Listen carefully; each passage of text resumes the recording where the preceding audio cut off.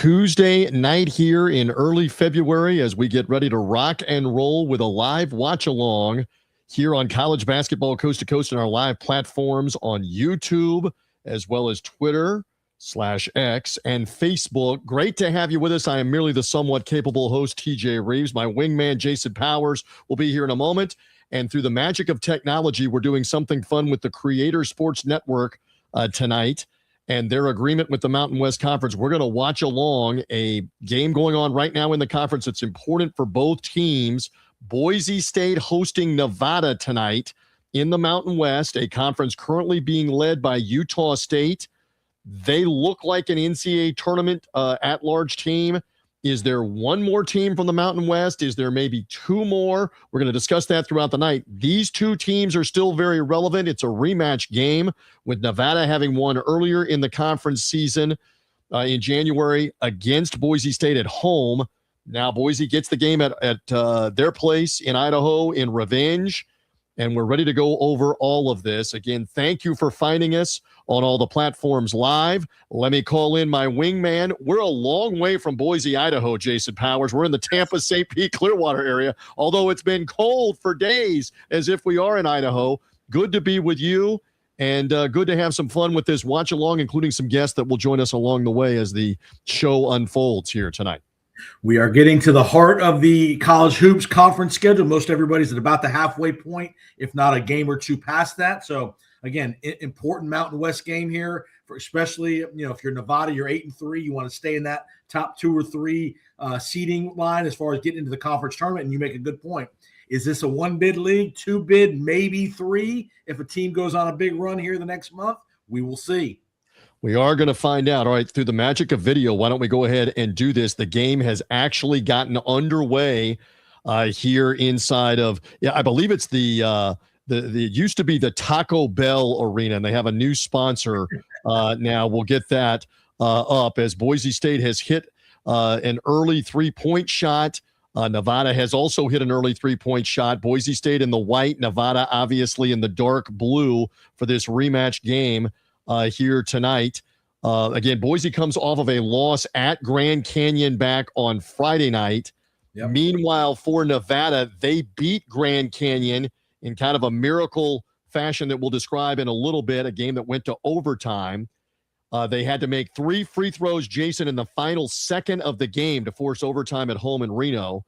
The game then went into the OT, and Nevada beat Grand Canyon themselves, one of the top teams in the conference. And then Nevada has won on the weekend over UNLV, so back-to-back wins for them. We see Boise at the free throw line here to begin things, and they've made the first couple of them. So an 8-3 start for Leon Rice's team for this matchup tonight. Steve Alford's team, by the way, is 8-3 in conference play as things get underway here this evening. Meantime, for the Boise State Broncos, as we mentioned, they're kind of middle of the pack right now. 13-9 overall, and just 5-6 in the conference. 60 in the net ranking is Boise State. They have a couple of good out-of-conference wins. 59 in the net ranking for Nevada. So this is a good middle-of-the-pack game here and an 8-5 start for the Boise State lead while we watch along on this Tuesday. Thank you for finding us. Thank you for joining us. I'll multitask. I'll kind of promote as we're going along the way socially, etc. Some people are going to be joining us over the next couple of hours, including Matt Zimick, who we love his insight. He's kind of the Western Bureau Chief here, our insider for all the Western basketball. He'll join us in a little bit. Our man Ari Russell out of New York City. Love the college hoops with Coach Ari. He'll be here for some thoughts on this conference. As we look at a Boise State team that, again, has been in the NCAA tournament in recent years under Leon Rice. If I'm not mistaken, they were in the championship game with Colorado State a year ago, and Colorado State beat them in Las Vegas in the title game. We'll double check on that. But, Jason, we watch the beginnings here of this game, and we see Boise got off to the good start here in the first 5 minutes, first segment of this game. A couple things here. Boise with the ball here. Their big players, Drew Fielder, the 6'11 center, leads their team in rebounds and scoring, 13.5 points a game. I believe that's him right there. I believe that's him. No, that's correct. Yep. Okay, so he's going to lead. He's going to be their central figure offensively, kind of your traditional kind of low post center here that you don't see a lot in college basketball. So you're going to see them rely on him a lot. He leads them in rebounding and scoring. And again, Boise's balanced, 4 guys in double figures, so they're going to balance the scoring a little bit. But Fielder is clearly the best player. Interesting. We're seeing the score, and we get so addicted to having everything on the screen at once. Boise gets the layup there. We don't have the clock. That's not being provided by the Mountain West Television Network, and actually they're going to go to the break here with Boise State leading 14-5. That's it's probably the under 16-minute timeout that's about to take place here, and we see the Broncos have already gotten a couple of easy buckets early on in this game. It was a Nevada win in game number 1. And while they go to the commercial break through the Creator Sports Network, we will come back on live here again. Matt Zimick will join us in a couple of moments. I'm also double-checking here on our stats to open this game up with the Boise State Broncos. Again, much in need of this one tonight as they battle Nevada and have gotten off to the 14-5 advantage early on in the contest. Boise State has made 6 of their first 10 shots. Neither team has actually made a 3-point shot in the game. I thought that was a 3-pointer early by Nevada. A 7-1 rebounding edge, too, for Boise. You mentioned Fielder in the middle. Keene is the guard that has 3 assists in the game. And again, for the Broncos, they come off that loss to Grand Canyon. They want a good showing tonight, trying to get back to level in the conference at this point in time. Yeah, and again, Nevada's led by their guard, Corey Camper. He averages about 17 a game, so they're gonna be a little more guard reliant. It looks like there's a little bit of a, I won't say size mismatch, but again, much more of a focus, it looks like, with Boise with size versus a little more of the guard play out of Nevada. And we know Steve Alford's been around a long, long time. He likes a free-flowing motion offense. You're going to see a lot of perimeter play. So, again, we've seen Nevada has some really good teams over the years, and Alford's done a good job in his many stops in his coaching career, coaching offense, and he's a free-flowing kind of guy when it comes to offense. And Leon Rice has been at Boise for a number of years as well. So 2 veteran coaches know each other very well. And again, this is probably not – neither one of these teams will probably be at the top of the conference at the end. But again, it's seeding, and especially Nevada, you want to avoid seeing Utah State potentially in a semifinal if you can. Again, they're coming out of the commercial timeout here, so we'll rejoin the game broadcast. Matt Zimick will be with us here again in a moment. It's a 14-5 Boise State lead in this rematch. As we mentioned, Nevada 8-3 in conference play. Would love to be able to get this one. You mentioned Alford. He's obviously known as the Indiana National Championship player. He has bounced around a lot of programs. What was it? Southwest Missouri State he took to the NCAA tournament. He took Iowa to the NCAA tournament. He took New Mexico to the NCAA tournament. He then was at UCLA and took them to the NCAA tournament. And he's been in the NCAA tournament a couple of years ago at Nevada. Very well traveled for Alford. Yep, no doubt. Nice. We see Nevada try to work the ball inside, and they're able to draw the foul. And going to go to the free throw line here. We take a look at the replay for this Wolfpack offense. Again, back-to-back wins in the conference for them at home over Grand Canyon and over UNLV, and they'll shoot a couple of free throws. So that brings in a good time here, brings up a good time here to bring in Matt Zimick, our Western Bureau chief, who can be with us here for a little bit. Matt is based in Denver. We lean on him all things Mountain West, or the Big Ten's Western teams, or the West Coast Conference, or the Big 12's Western teams. If it's anything like west of the Mississippi, we defer to him to give us some insight and some analysis. Good evening, my friend. Good to be with you once again here on College Basketball Coast to Coast and our live watch-along of this Boise State Nevada game through the Creator Sports Network. Matt, how are things on a Tuesday evening? Well, talking about Steve Alford's many NCAA tournament stops, not many coaches have been able to take 4, 5 schools to the NCAA tournament. Like Rick Pitino's there, Lon Kruger's there. Not many coaches have been able to spread themselves around the way Steve Alford has. Tubby Smith Larry Brown, number of coaches that have I'm been thinking able like to Eddie, dip their toes in several. wasn't Eddie Sutton another one that took a bunch of programs to the NCAA Well, tournament? So I think the thing with Sutton is that he's taken multiple schools to the Final Four, because he took Arkansas to the Final Four in '78, then Oklahoma State in 2004, and he's taken 3 schools to the Sweet 16, Creighton to the Sweet 16 before what he did at Arkansas and Oklahoma. Then he was at State. Kentucky too, so it's not easy. That's right. Alford again, well traveled. Speaking of Alford's team here, they have had trouble scoring early on in this game. Again, we do not have the clock feature. I can see on the overhead clock there's about 12:45 remaining in the opening half, and a Nevada miss again here on the inside. They've gotten off to a real slow start in this game now, down 16-6 while we do the live watch along. Hey, Matt, pick up on the point that Jason and I were talking about for our college basketball coast-to-coast audience here. These are middle-of-the-pack teams. And one of the things, as we look at Leon Rice, the Boise State coach, one of the things that you're jockeying for is seeding in the conference tournament. As it stands right now, Utah State is the top team.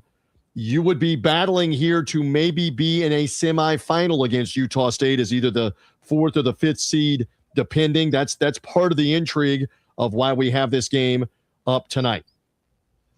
Yeah, so with Nevada, like, the seeding implications are interesting, because it's going to be hard for Nevada to overtake either San Diego State or New Mexico for the 3 seed. Like, it's highly likely. I know it's only the beginning of February, but like, Nevada's going to need to get on a run to catch either New Mexico or San Diego State for the 3 seed and avoid Utah State in the semifinals. So I mean, if you're Nevada, like, this has to be the start of something. Like, Nevada needs to get on a 6-game winning streak and hope that New Mexico and San Diego State are going to stumble. And then for Boise State's in 7th. So Boise State needs to win this game to avoid falling to the 8th seed and playing Utah State in a quarterfinal. So, like, the real urgency is on Boise State's side. Boise State's in that 7 spot. Boise State needs to work its way up at least to 6, if not into the 4 or 5 game. But it can't be number 8, because then you're running into a fresh rested Utah State team in the quarters. We're looking at Boise State hit the 3 as they're going to the commercial timeout there on the Mountain West Network, and that's what, a 19, let me double check, 19-8 lead. That's their first made 3-pointer of the game. And again, we keep making mention that the top teams in this conference are Utah State and New Mexico. And Matt, help me, they're playing this weekend. I got to double check on the schedule, and I believe the game is at Utah State. So the top 2 teams are playing each other next, and that is a game. It's actually at the Pit in Albuquerque coming up tomorrow night. So again, if you're looking to chase one of the top couple of teams here, you want New Mexico to get that win, because if you're Alford's team, you only got 3 losses right now in the loss column in the conference, Matt. Well, the way that a conference gets more bids to the NCAA tournament is for all the trailing teams, the chasing teams, to beat the top team, because they all collect a quality win. So, Utah State handled San Diego State this past weekend. So, like, that worked against the Mountain West adding to its bid number. Let's just be realistic with Nevada. Like, it's not good to spout false hope or create the idea that, oh, this team really has a chance. Nevada has basically no at-large chance. If you look at Nevada's resume, the overall record isn't that bad, but like, every decent, half-decent opponent Nevada's lost to, right? You go up and down the ledger sheet. There's just no really good win on that schedule. And so, it's looking like, unless Nevada wins. 2 Big West wins over Santa Barbara and over San Diego at home. That's not enough. Yeah. Santa Barbara's pretty good. They have a win over San Francisco, who's a 500 team in the West Coast Conference. Yeah. But San Francisco's down this year. They stepped up and played Washington on a neutral floor and lost. Yep. They played Santa Clara at Santa Clara and lost. Where is the Nevada important game out of the conference? There's really not one. No big win. There's no big win. So, like, we should be honest with our viewers, right? The only 3 teams with at-large chances are the top 3. Utah State in good position, and then New Mexico and San Diego State need to stack a lot of wins to give themselves a chance going into the Mountain West tournament and ultimately Selection Sunday. Nevada and down, no real at-large chance whatsoever. I love Matt's insight. There's an air ball 3 by Boise State. Again, they had gotten off to a good start by their standards. Why don't we look? We'll just examine their resume while we talk. Boise State right now, 60 in the net ranking. You're talking about out of conference. They beat Wichita State out of the American. They lost to USC and NC State in Maui. They won the 8th place game with Chaminade. They beat Butler out of the Big East. That's a pretty good win. They also have a win over St. Mary's, one of the top 2 teams in the West Coast Conference. So therefore, a little better resume for Butler. Not great, but a little better resume for Boise State with at least 2 or 3 wins you can hang your hat on out of the conference. Too many losses, though, guys. Too many. Yeah. They're 5-6 already. You've lost 6 conference games. I mean, they're going to have to go on a big run and then get to the final of the Mountain West to even have any hope, because it's just too many losses. So Nevada has fewer losses but no high-end wins. Boise State had some really solid wins but more losses to offset that. So they basically wind up being in the same place. Just in terms of this game, you briefly alluded to the first game. So this is like the opposite. Nevada was easily superior, winning by 15 the first time these teams met over a month ago, and it's role reversal right now. Just to note how easily Nevada won game 1, shot 56% from the field and committed only 7 turnovers. So that tells you just Boise State's energy on defense was 0. And tonight you can see this.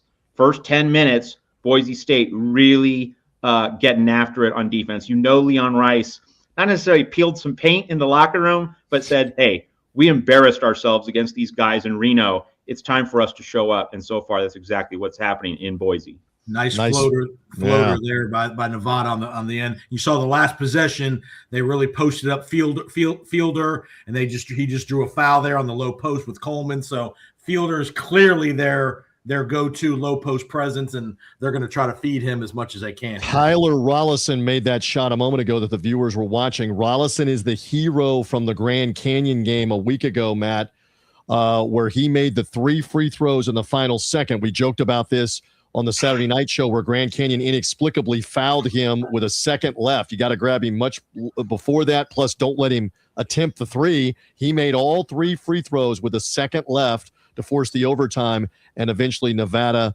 won it in the OT. Nevada turned around and beat UNLV by double digits on the weekend, so they've got a little momentum going as they come into this road game. As you watch us right now tonight on College Basketball Coast to Coast live watch along through the Creator Sports Network, we thank them and their relationship with the Mountain West. We're watching this game live tonight between Nevada and Boise State in Idaho, the rematch game this evening, and a turnover there for Steve Alford's team. That's Rollison there, the guard who couldn't come up with that pass. So an early 22-10 lead, and Nevada, a little bit of sleepwalking here. Come up to Boise on a Tuesday night, and it's not been good. Just 4 of 12 to start the game, and that was their 4th turnover already, Jason Powers. And Fielder just showed on the last possession his inside out. He hit the 3 there from the top of the key on the last possession. So he's not just a low post. He's got a little skill as far as perimeter shooting as well. Again, we watch along, and they're able to draw the foul. And one. That's an and one with about 9 minutes left in the first half. Matt, I was joking before you came on. We're so addicted to the score and the time and having to have it every second of everything we do with a phone or on a game. The fact that we don't have the clock there almost makes you kind of unnerved. But I can visibly see the clock on top of the basket. It has about 9 minutes left. Look at that head fake. That looked like Powers in the low block. Little head fake and one there on the inside. Yeah, by Buchanan. Yeah, the great thing about that last possession for Boise State, Fielder's hot, so Nevada double teams them in the post. Like, Nevada's smart, don't let Fielder catch the ball or make him operate. Boise State with great ball movement, the reversal, really smart possession from Boise State. Again, we enjoy watching this as the game unfolds here on college basketball coast to coast in our live watch along. And what do we have for Nevada in the half court? I think we got a foul away from the ball on Boise here early on in this game for Leon Rice's team. Matt, correct me if I'm wrong. They were in the championship game with Colorado State, I believe, a year ago in the Mountain West tournament. I'll double check that here in a second. I'm doing about 5 things ADD, and Colorado State just gunned down everybody in that conference tournament at the Thomas and Mack Center last year. Yep. So Leon Rice's team was kind of on the cusp of maybe winning the conference tournament championship game until they ran into Casey Evans, Kion Evans, and Nico Medved last year, the coach. And Colorado State, Medved has now taken the Minnesota job. Evans actually transferred to North Carolina, by the way. And Nevada still can't buy one with a $100 bill, as I like to say. Now down 25-10. Is this in danger as that 3 goes in? I'll answer my own question. This is in danger of being a blowout. You got to be careful right now. After that made 3, that now makes it, 28-10 on the made 3. Or they'll call it a 2. Call it a 2. Alford's already burned the timeouts here, so you got to be careful. But if you don't use another one here real soon, it ain't the other 3 ain't going to matter. So this is a big possession here. You need to get a score here, figure out a way to score. Again, Boise has gone zone. There's a brick by Nevada. And, wow, we may be looking at a runaway. How about a 3 on the fast break goes timeout for the Boise Broncos, and you got to take another timeout here. I mean, you're done. You guys have been talking about how, hey, there's no clock on the screen.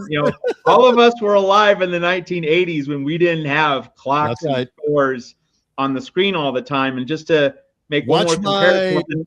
Watch my segue game. Alford may want a running clock here coming up if this keeps up at 30-10 as they go to a second Nevada timeout in this first half. Getting blowed out. Matt, does that surprise you? Nevada again won the opening game for what it's worth at home. They won the last 2 games that were at home, but now they have come in to the Extra Mile Arena, as it's known now in Boise. It was the Taco Bell Center. Make a run for the border. The Extra Mile Arena. How do we not have a potato sponsor on the arena? How is that happening? But, I mean, they've come in here and disaster I'll say that in the first 10 minutes of this game tonight. Well, am I surprised? Maybe a little that, 20, you don't expect a 20-point margin 12 minutes in, but Boise State, first off, revenge, as I mentioned earlier from the no-show in Reno several weeks ago, but also Boise State losing to Grand Canyon on Friday. This team's angry. This team's cranky and ornery and had something to prove. Forget about, long-term season trajectory. It was a brutal week last week for Boise State. Guys are venting some frustrations. It's a get-right game. That was making much like Matt Zimick. That was Pearson Carmichael with the 3 ball on the fast break with no one underneath. Just go ahead and bury it.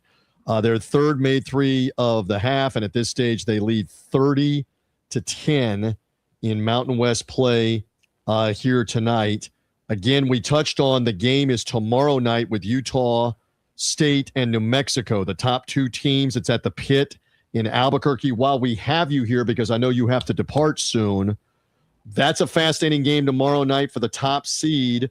And New Mexico, under Eric Olin, the first-year coach, they've been coming on. They have a stronger case at large at the moment and could get even stronger if they're able to get a win over Utah State tomorrow night.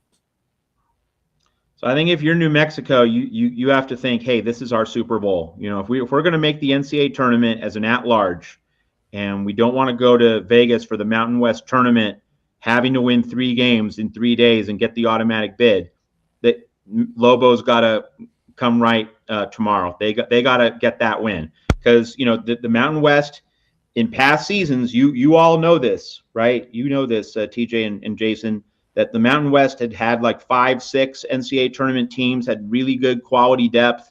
It's been a down year for the Mountain West. So that means that when you go through the conference schedule, you're not getting that high-end quality win with the regularity that existed a few years ago when nearly every team you played was going to really enhance your resume if you could get a win. You don't have nearly as many quality win chances. So New Mexico really needs to seize that chance. So Utah State, having beaten San Diego State, looking pretty solid for an at-large. in the tournament. New Mexico now needs to beat that Utah State team, which has, a solid profile. That would put New Mexico in a good position. But if New Mexico swings and misses, and especially this game being in the pit, there's going to be a tight squeeze for the Lobos. Like, they're not comfortably in. They need to add some meat to the bone, and this is going to be their very best opportunity. There's no hyperbole there. Nevada needed that 3, Jason Powers. Now they need a stop, but they didn't get that. Boise gets the baseline layup. They haven't gotten many stops so far here in this first half, Jason Powers, and now 32-14. That score may actually be wrong. It may actually be, with that layup at Mount now, I believe, is 32-15. So the Mountain West Television Network. It was a 4-point play in the last possession. So it was a 3 and an one. Thank you. Yes. All right, thank you for correcting that. Their leading scorer. Because I was looking at the free throw and thought it was a 3-point play. So the score is correct.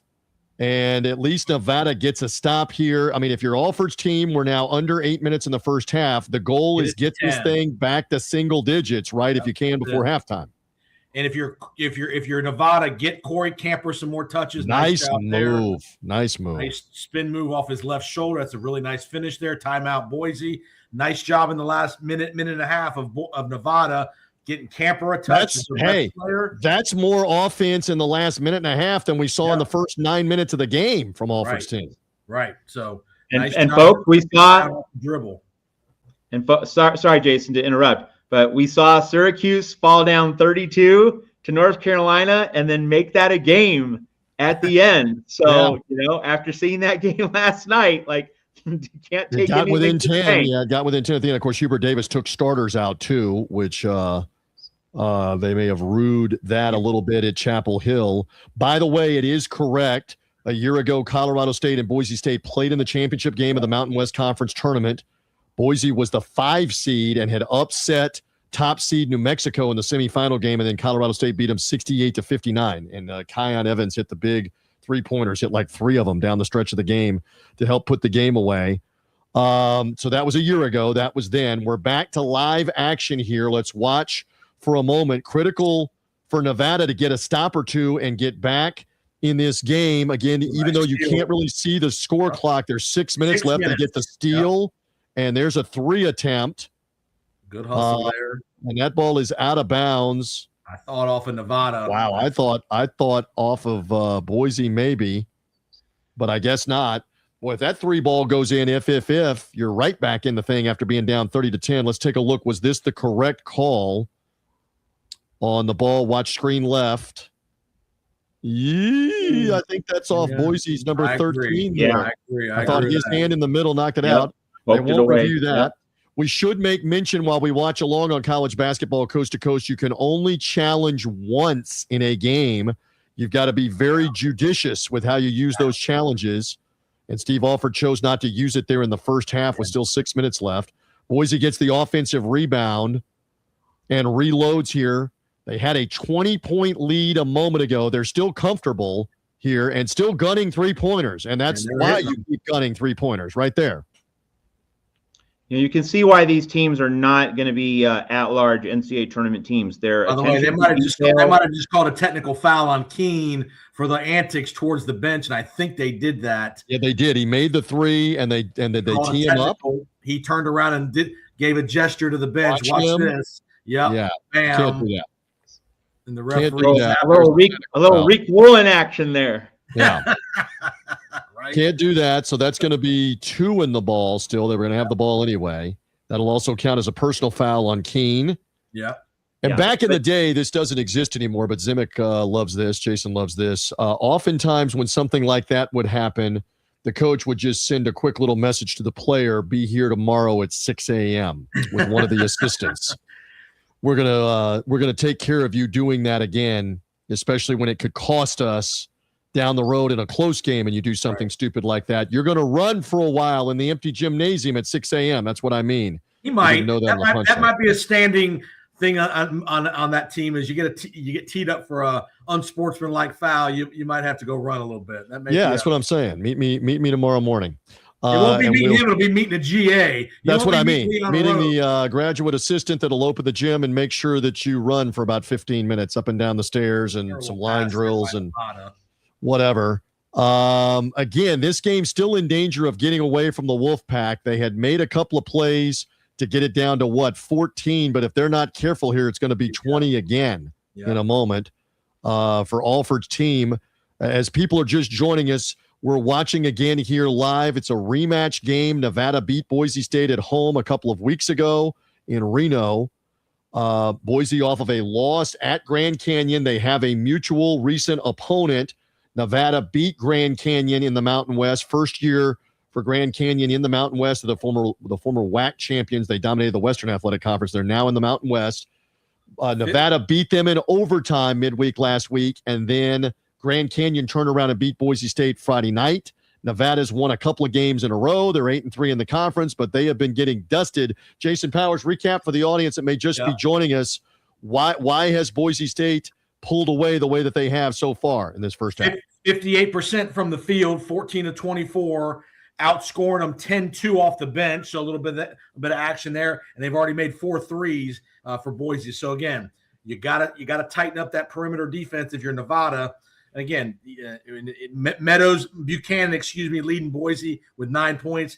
Fielder, who's their best player, he's got 7, so they're hanging in there with that. But if you're Nevada, you get defensively is where you got to tighten up. You're scoring a little bit better the last 3-4 minutes, but defensively you got to tighten up here. Try a little backdoor cut. Elijah Price made that bucket a moment ago. Nice move in the low block and a nice hoop on the inside. It's Camper, I think. So Nevada is showing a little bit of life after being down 30-10. That's now a 13-5 run, and you need another stop here.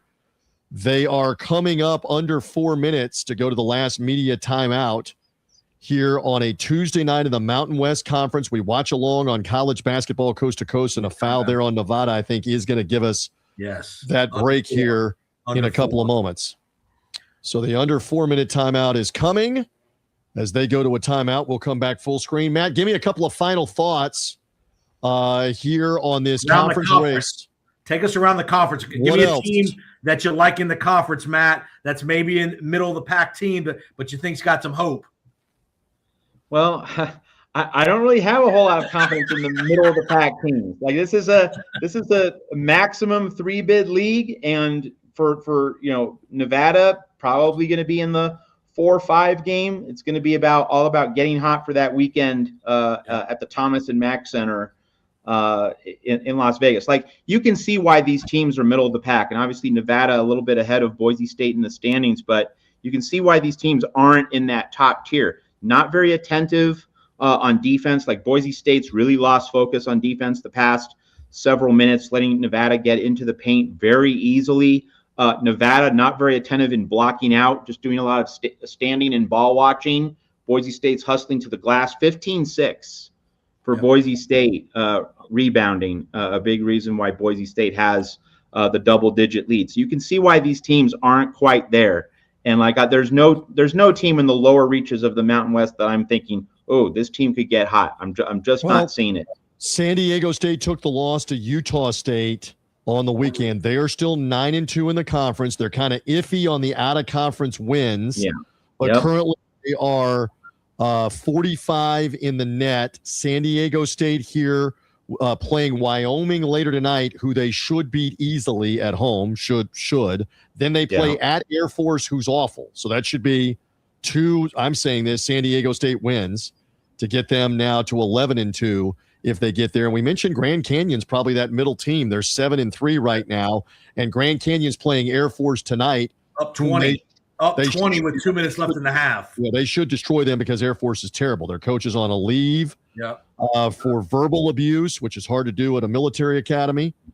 Yeah, the thing with San Diego State that we need to remind viewers about is that home loss to Troy in triple overtime in November. Like that's going to follow them all the way to Selection Sunday. So basically, the Cliff Notes version here in the Mountain West, San Diego State and New Mexico are going to need a win over Utah State to feel that they're in pretty decent position for an at-large. And, of course, if you're an at-large, that means you don't win the Mountain West tournament. You go to the at-large pool. San Diego State and New Mexico, I think they both need a win over Utah State to feel reasonably good about their position. If they don't beat Utah State at some point, and they might get a crack at Utah State in the Mountain West tournament. They're going to be sweating on Selection Sunday if they don't get that win over the Aggies. Agreed. And Matt, give me a thought before you go, Matt, as we wind up the first half. I know you cover all things Western basketball. For who you've seen play, give me a couple teams out west. It doesn't have to be the Mountain West Conference that you think got a chance could win a game or two in the tournament. Besides Gonzaga, Gonzaga's the given. Who else? Well, so the real intrigue. I mean, they're going to need the automatic bid out of the WCC, and it's going to be a tall order. But like Santa Clara is not bad this year. Like Herb Sendek, his Santa Clara teams, they usually lose the games that they absolutely have to win. But Santa Clara has been really strong in the WCC, stronger than usual. And usually that's been the San Francisco role, that third team right behind St. Mary's and Gonzaga. Santa Clara is now in that position. So it's going to be really interesting to see how far Santa Clara can take this. Like the Broncos have found a level of consistency that they have not had in previous seasons. So how far can they push that? Santa Clara is an intriguing team this season. Usually like 5th or 6th. This year, contending for second place in the West Coast Conference. I like that Grand Canyon team is maybe kind of a dark horse. Again, they're not the best team in the Mountain West. We were documenting the other night on our live Saturday night show. Be with us on Saturday nights as we come down the stretch of the season in the month of March, and the Final Four will be live on college basketball coast to coast. You were saying that I was saying this, you agreed with me, the 4 Western Big Ten teams probably not going to do very much, if at all, in March. It doesn't look like. Oregon is bad. Washington is just okay. USC maybe a little better than okay. UCLA maybe a little better than okay. So you can't really count on the Western Big Ten teams to be much of a factor in March. Just repeat that one more time, Matt. Yeah, so I mean, UCLA losing to Indiana on Saturday, that means that UCLA is going to have to beat Illinois or Nebraska at home later in the season, provided that they don't win at Michigan State or Michigan. And I'd say that odds are very low that they'll be able to win either at Michigan State or Michigan. So UCLA is probably going to need one more high-end win over a top Big Ten team later in the season just to get in. So the bottom line with USC and UCLA, because Oregon and Washington are not making the tournament, that's already done. Sweet left-handed floater there. Yeah, USC Boise and UCLA. Just to wrap it up with USC and UCLA, like even if they get in, like they're not getting anything higher than an 8 or 9 seed. Like that is their absolute ceiling, and one could actually even say maybe a 10 seed is their ceiling. So like they're going to do absolutely nothing in the tournament. Wow. So it's been a down year for the West Coast Big Ten schools, no question. Boise State active on the defensive end, Size, still gunning up 3-pointers. And there's another rebound. Nevada, like rebounding's been a big difference between these teams. Boise State, a lot more active. Nevada, not blocking out, not being aware of where the ball is. We're in the final minute and a half of the first half. I know the clock is not up on the screen, and to your point, it's an 18-7 rebounding edge, Matt, for Boise State on the boards. Yet, you look up here, and if they get a hoop, it's a 10-point game. It's not like they have been blown away. The game was 30-10, and the three of us were already looking into the blowout material in the first half of the game, but they can get back in it here with a hoop or two in the final minute, potentially. And if you're Nevada here, Corey Camper needs to shoot the ball. He's 4 for 4. Their leading scorer, 11 points. He needs to have a touch here in this last couple possessions. And there's another block. How many blocks? How many blocks is that in the first half? That's officially 3. It seems like it's more than that. Right. For Boise State. We can't see the shot clock, but it had to have wound down. Look at this. Get out on the 3-point shooter. Yeah. Zimic was always great on the closeout to be able to stop the 3-point shot. I know you got a roll in a moment or two. We're almost to halftime here. Live watch along Mountain West Conference. Wow, Late Camper. shot clock 3. That was the Darren Peterson 3 against Texas Tech last night. Kansas. That was, you know what? That was Jason Powers speaking it into existence. He asked for Camper, and ye shall receive with the 3 late in the shot clock. 5 for 5, 14 points. And you look up, and it's an 11-point game. You get a stop here in the final minute. They're in the final 30 seconds. So Boise does have to shoot it. Nevada should get the last possession. You're in the game. And we got a foul on Nevada on the baseline. Yep. They fouled Keene on the baseline. Again, we keep repeating for those just joining us, Nevada won the first meeting. Nevada is 8-3 in the conference. Boise State needs this with a capital N, underline, at home, revenge game, and they've really played a good first half. They've outshot and out-rebounded Nevada, and Keene, who made that three earlier in the half and got the technical foul right after he made it, he's got a chance at a couple of free throws here. Camper and Price for Nevada have 24 of the 28 points. So, I mean, they're getting no production out of anybody else other than Price and Matt Zimick would tell you free throw awareness, baby. There is a missed front end of the 1-and-1 for Boise State, and Nevada can hold for the final shot here at the end of this first half. Get it under 10. And a make would get it under 10. Yep, the official mantra of Free Throw Awareness Month. Friends don't let friends miss front ends. All right, final 7 seconds of the half. That's a terrible shot with 7 seconds left in the half by Nevada. Boise with 5 seconds left will hoist, and that ends the half. Boy, Alford would have wanted a better shot than that at the end of the first half with 7 seconds left. And so it's halftime, 39-28,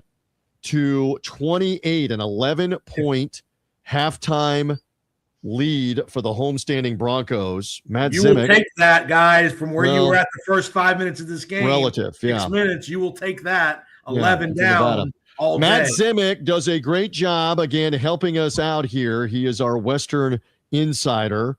You also write at the Trojans Wire website for USA Today. Go check that out. USC tonight playing Indiana. You'll be covering that game. USC Indiana, double trouble. Do you have a side wager on this game? I don't know. Is that like SoCal Oranges against like Indiana Corn? I don't know what that is. Yeah, right. A side wager with Zimick covering USC and Jason being a grad school graduate. Do you have the Indiana National Champions football T-shirt yet? Where is that T-shirt? I've not spent my $47. How have you not spotted the $53 to Fanatics to be able to get the Indiana National Title Football Championship shirt and sport that thing here on College Basketball Coast to Coast? I'll wait till about May or June when it goes on the clearance rack a little bit. Yes, and they're trying to get rid of all of them. Matt, great stuff. Anything else in closing? We'll let you go watch and cover that USC Indiana game. Just that Indiana's more of a football school than USC right now. And one more thing before you go. I know you cover UCLA as well. Can we tell Mick Cronin he doesn't need to say 25 times that we went over that play 25 times in the shoot around leading to the game losing foul against Indiana that he said in the press conference? Oh, we went over it 6 times Saturday. He's gotta have something to complain about. He's always complaining. He's comfortable being miserable. We know this about Mick. Yeah, man. Again, they play Rutgers tonight. Better rosters. He needs to get better rosters at UCLA. And they play Rutgers tonight in Big Ten play. Matt, thank you. I know you got a role here. We appreciate you being with us on College Basketball Coast to Coast here this evening. As always, my friend. Thanks for having me. We'll see you later. There goes Matt Zimick. Again, follow him at Matt Zimick, Zemek, on social media as well. Again, at halftime in Boise, Idaho, the game that we are watching tonight is a 39-28 advantage in favor of the home team at the Extra Mile Arena in Boise. We'll let you look as they show the wide shot there, and there's the halftime score. Inside, they play the NCAA tournament in that facility, opening rounds of the NCAA tournament frequently in that building. And we're taking a look at some first half highlights. Again, Boise got off to the great start with a lot of easy baskets early on in the game, Jason. Here.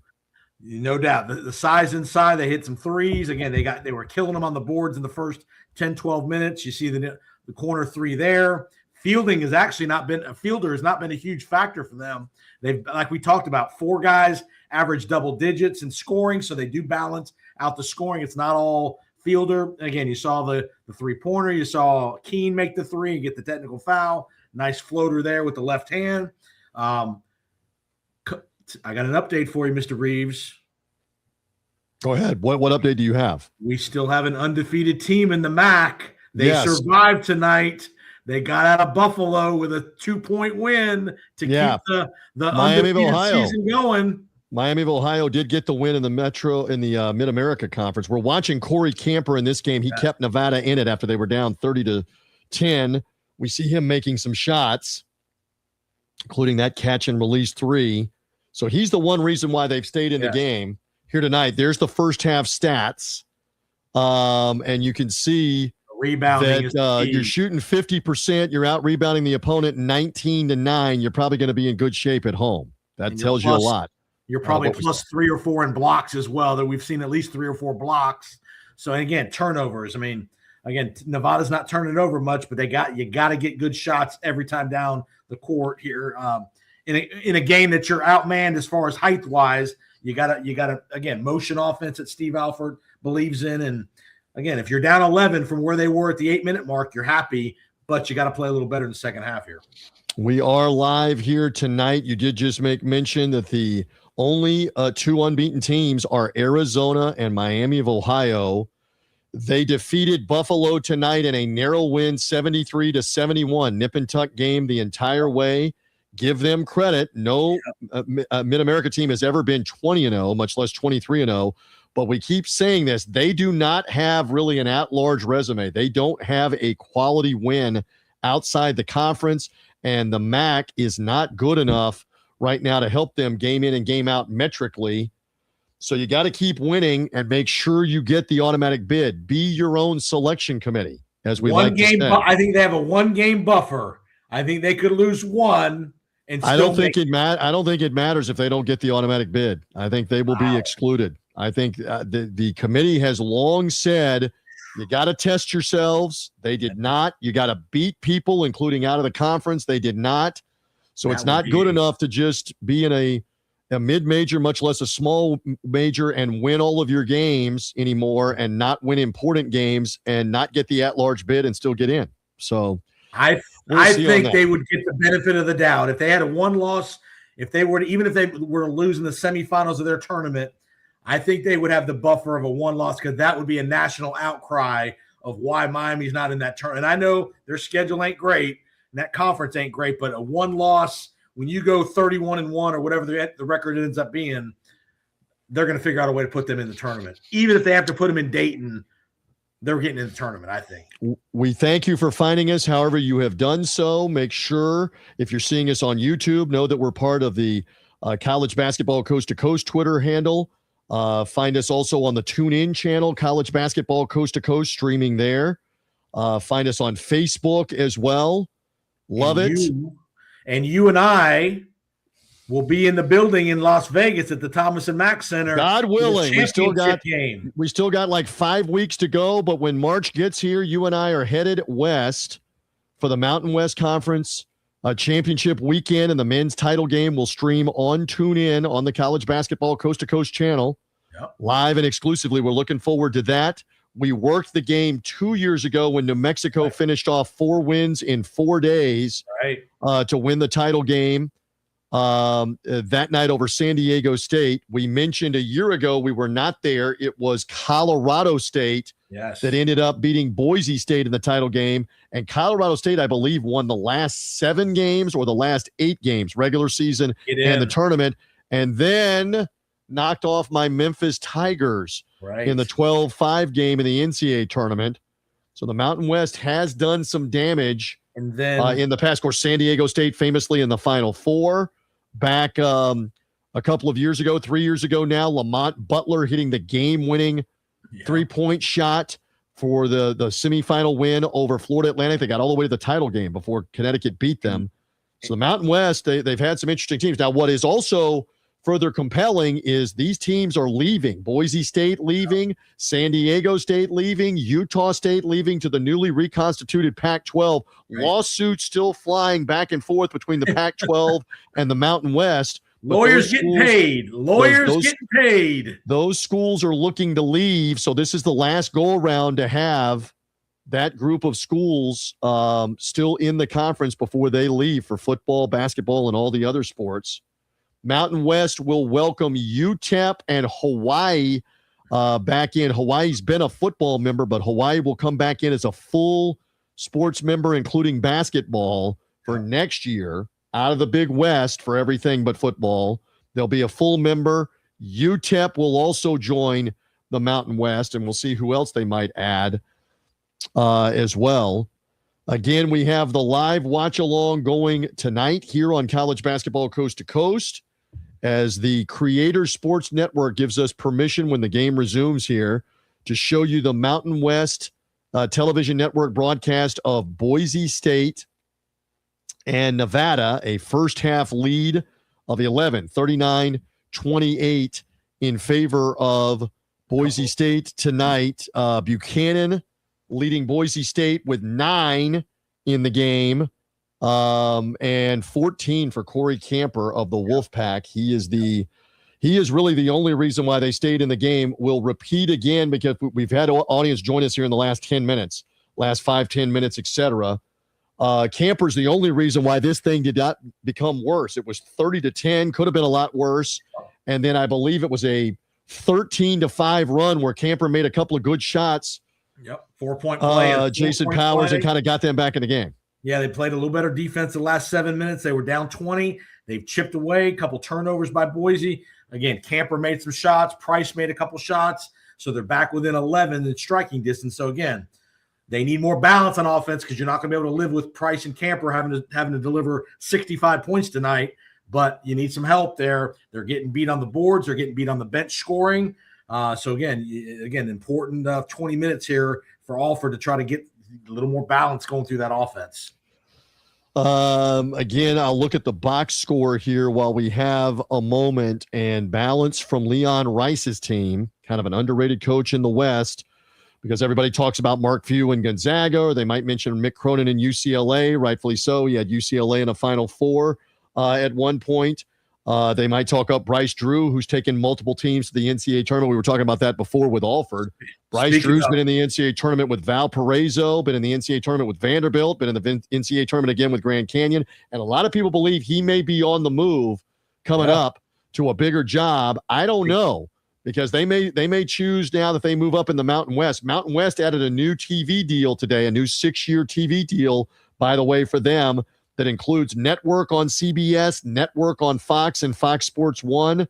Yep. I don't know that Bryce Drew's necessarily on the move. Grand Canyon just got in the Mountain West Conference. And stay tuned on on that. They are rolling tonight up 30 against Air Force at the half. And I know you do a little wagering show here on BetUS TV. And I'm sure that number is probably blown up here. That was a big number. One of the handicappers on the BetUS show was all over Grand Canyon in this game because, again, for Air Force, their coach is on leave. We were talking about that earlier for verbal abuse. He's under investigation at a military academy. Hello. And they have gone in the tank. Air Force has gone in the tank, so it's not surprising they're being blown away. And that's a heck of an environment, too, in the on-campus facility for Grand Canyon. The Global Credit Union Arena has about 3,000 students right on top of the court. And they ate Boise State up. We watched this on Friday night. Grand Canyon at home. They've also beaten Utah State at home. They've also beaten New Mexico at home. And we had on our first CSN broadcast in the pit, we had Grand Canyon and New Mexico, where we saw Bryce Drew get ejected. That's correct. About 10 minutes to go, and New Mexico ended up blowing them out after that. But interesting that was our first game we did. The watch along was Bryce Drew getting run in the pit. That was that was a night when the game was fairly close, and then he got thrown out, and the game became a 25 point game. Again, for audience just joining us, we talked earlier. Utah State and New Mexico lead the Mountain West Conference right now, and those two teams play in Albuquerque tomorrow night. Utah State off the win over San Diego State. Jason, repeat this. They have the best case at large right now in the Mountain West. They sit at 27 in the net ranking. They have only one quad one win, but they don't have really any bad losses. They're the best at large case. This is probably a 2-bid league. Some would be maybe saying this is only a 1-bid league, but I say it's probably a 2-bid league. Can New Mexico be that second team? They would take a large step if they can win the game with Utah State tomorrow night. I agree. I mean, I think they'll end up getting 2 in the tournament. Usually Mountain West has pretty good respect around the country with these athletic directors and these administrators over the years. They've been a very good basketball league. Key number here tomorrow night. This game's in New Mexico, right? In the pit. Correct. At the pit. Correct. New Mexico 12-0 at the pit. So again, home court advantage. That's a very vocal fan base. They love the Lobos. That's their New York Yankees and Dallas Cowboys. That's correct. The Lobos in Albuquerque. There are no professional teams in New Mexico. You're absolutely right. So stay tuned on that one tomorrow evening. That is an 11 Eastern time, 9 Mountain time start. Late night tomorrow night. Is that I believe it is. We'll double check on the TV on that one. And again, San Diego State is playing Wyoming later tonight in the Mountain West. Late night, 8 Pacific time in Mountain West play as well. And there's a scenario where if Nevada were to win this game tonight, they could be in first place. You could have a 4-way tie at 9-3, depending on what happens tonight and tomorrow in other places. But if Nevada can win this game, they could theoretically be in first place here in the Mountain West. Yeah, the game tomorrow night is actually Fox Sports 1 for New Mexico and Utah State at 9 Mountain time, 11 Eastern time. We'll have an eyeball on that one. And again, we're hanging here on the Creator Sports Network for the live watch along of Mountain West Conference basketball through the Mountain West Television Network. We're about to get the second half underway with Boise State and Nevada.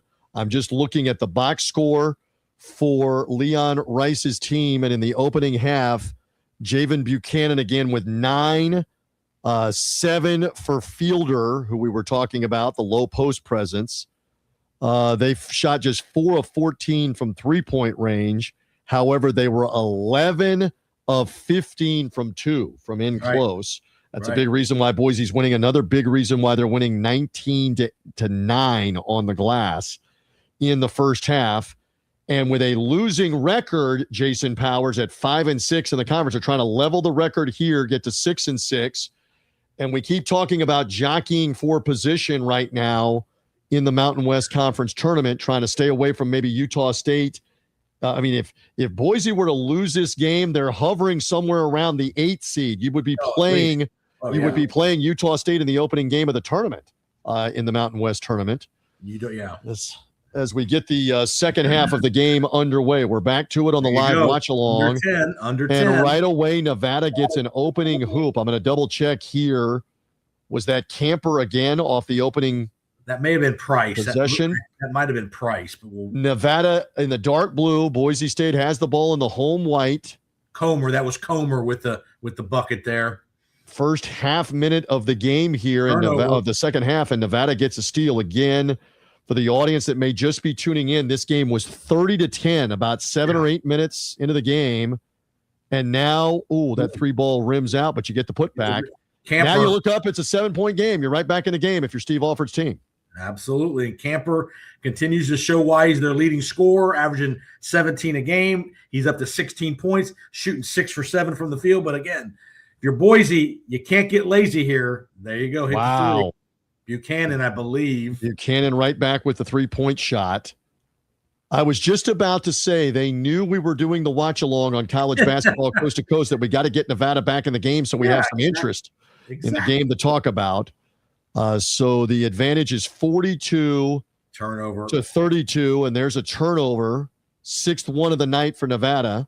I know you've done a lot of games in your career. Have you ever done a game up in Boise? Any of that? No, sir. Any of that? I have never been to the state of Utah. I think I counted up. I think I counted up that I have been to like 40 of the 50 states in the United States. Idaho is one of the ones I have not been to. All right. Montana would be another. The Dakotas would be 2 more. Okay. Oh, I'm going off the top of my head. Oregon would be another. That's 5. These are the ones that I have not been to. You've never been to Portland. That's surprising. I figured never been to Oregon, never been to Portland. Wow. Other states that I've not been to. Wyoming is another one I've not been to. I did a game in the pit with the University of South Florida in Tampa against New Mexico in the NIT. I've been there, been to Arizona for the Final Four. We were out there a couple of years ago. Have you been to Vermont? Have you been to Vermont? Western states, I have been to Vermont, yes. Maine? Went snow skiing as a family in Vermont. I've not been to Maine. I've been to New Hampshire, right by Vermont. I've been to all the states in New England, Massachusetts, Rhode Island, Connecticut. all of that. I think the only ones I think are primarily Western ones. Anyway, back to this game. Enough of my geography. No, I'm gonna give the fans a little secret here. People Nevada don't know this. needs a hoop, and they turn it over again, Jason Powers, and then they committed a foul. Or is it a foul on Boise State? Foul on Boise. So Mr. Rives used to be the radio man for the man who's a star on ESPN, Mr. Seth Greenberg. That's correct. When he was the head coach at South Florida back in the day before he got to Virginia Tech. The Greenie was here. The Greenie was at Virginia Tech. Now he's an ESPN TV star, and he still returns my call and my text message on occasion, Seth. He returns it. Nevada with an open 3-ball can't make it. Boy, they just can't sustain under double digits. Boise State keeping them at arm's length as we do the live watch along on a Tuesday night on our college basketball coast-to-coast platforms on YouTube, Twitter, Facebook. You're watching Jason and I watch this live tonight. Our man Ari Russell is due to be with us in a little bit here from New York City to give us some more insight and analysis. I look forward to bringing him in. Yeah, bad post-entry pass there to field. Turnover for Boise State. Yeah, Seth Greenberg. I've heard all the humor and all the one-liners that you hear on ESPN all these years. I heard them all 25 years ago. Seth was telling the same jokes with the same lines. That guy's an animal. I would hear that 15 times a year from Seth on the breakdown of the game. There you go. Anyway, Nevada here again trying to chip into the lead. Big opportunity for them. Nice. And Alford's team loves the mid-range game, but they can't get the shot to go down and get the foul on the rebound. So they've kept them at arm's length here to this point, and we're headed to the under 16-minute timeout. You see there on the clock in the background, there's still 17 minutes left. A little bit of time. But here the mid-range jumper won't go down. Raked across the face there on the rebound. Tell you what, let's get some more insight. He is here. I love Coach Ari. The coach. Ari Russell, who has been with me for going on 20-plus years now. Sirius XM, Fox Sports Radio, tune in, and here on the college basketball coast-to-coast platforms. Ari checking in here from New York City while we watch the game live. Good to be with you here tonight as Boise State maintains the lead with Nevada. How are things in chilly New York? We go from Boise, where the game is. Matt Zimick was in Denver. Powers and I are in Florida. You're in New York. Yeah. How are things? Not bad. We had reached like a balmy 32 degrees today. It's been in the teens and single digits for much of the last week and change. So, heat wave here in New York City. My car did get caught in the ice in a parking spot in Queens earlier today when I was able to get it out. Were you stuck or you had to dig it out or what happened? No, I was stuck, but I maneuvered it out. I did some rocking back and forth with it, a few ways, turning the wheel. Probably did some damage to the transmission while doing that. But, I don't know, man. But you made I got a it out. veteran move in the ice and the snow. Have they got some of the streets cleared in New York, or what's the update? What's the? Yeah, I mean the streets are clear. Like it's just that they, they have to plow the car somewhere, the snow somewhere, so it's blocking off half of all the parking spots in the city, and people are complaining, and I'm just like. Well, I dug my car out on Monday after it snowed, in the afternoon. So I was able to get my car out. Some people didn't do that until now. And since it's been so cold, all that snow is like now 100% ice. So, and then they're blaming the government for that. And they don't clear out your cars or your sidewalks. That's never been the responsibility of anyone other than the individual. You got to clear your car out. So I don't know what. Or you just move to Florida and you don't have to worry about 3-foot snow and ice. No, of course, it's been cold down here. We haven't had snow, but it's been cold down here. You guys actually had a Winter Classic outdoor game, and it was actually the hockey game. Yes, Sunday night it was in the 30s for the hockey game with the Lightning and the Bruins. Exactly. All right, back to this game that we're watching. Boise State maintains the 10-point lead. I know. Fielder just went to the bench, but they get the basket there on the inside. Do the Broncos. Ari, I know you're just getting in here. I don't know if you saw some of this in the first half, but we were looking at blowout material. We were looking at a runaway at 30-10. Nevada at least got back in the game, got it down to 11 at halftime, and made the first hoop of the second half.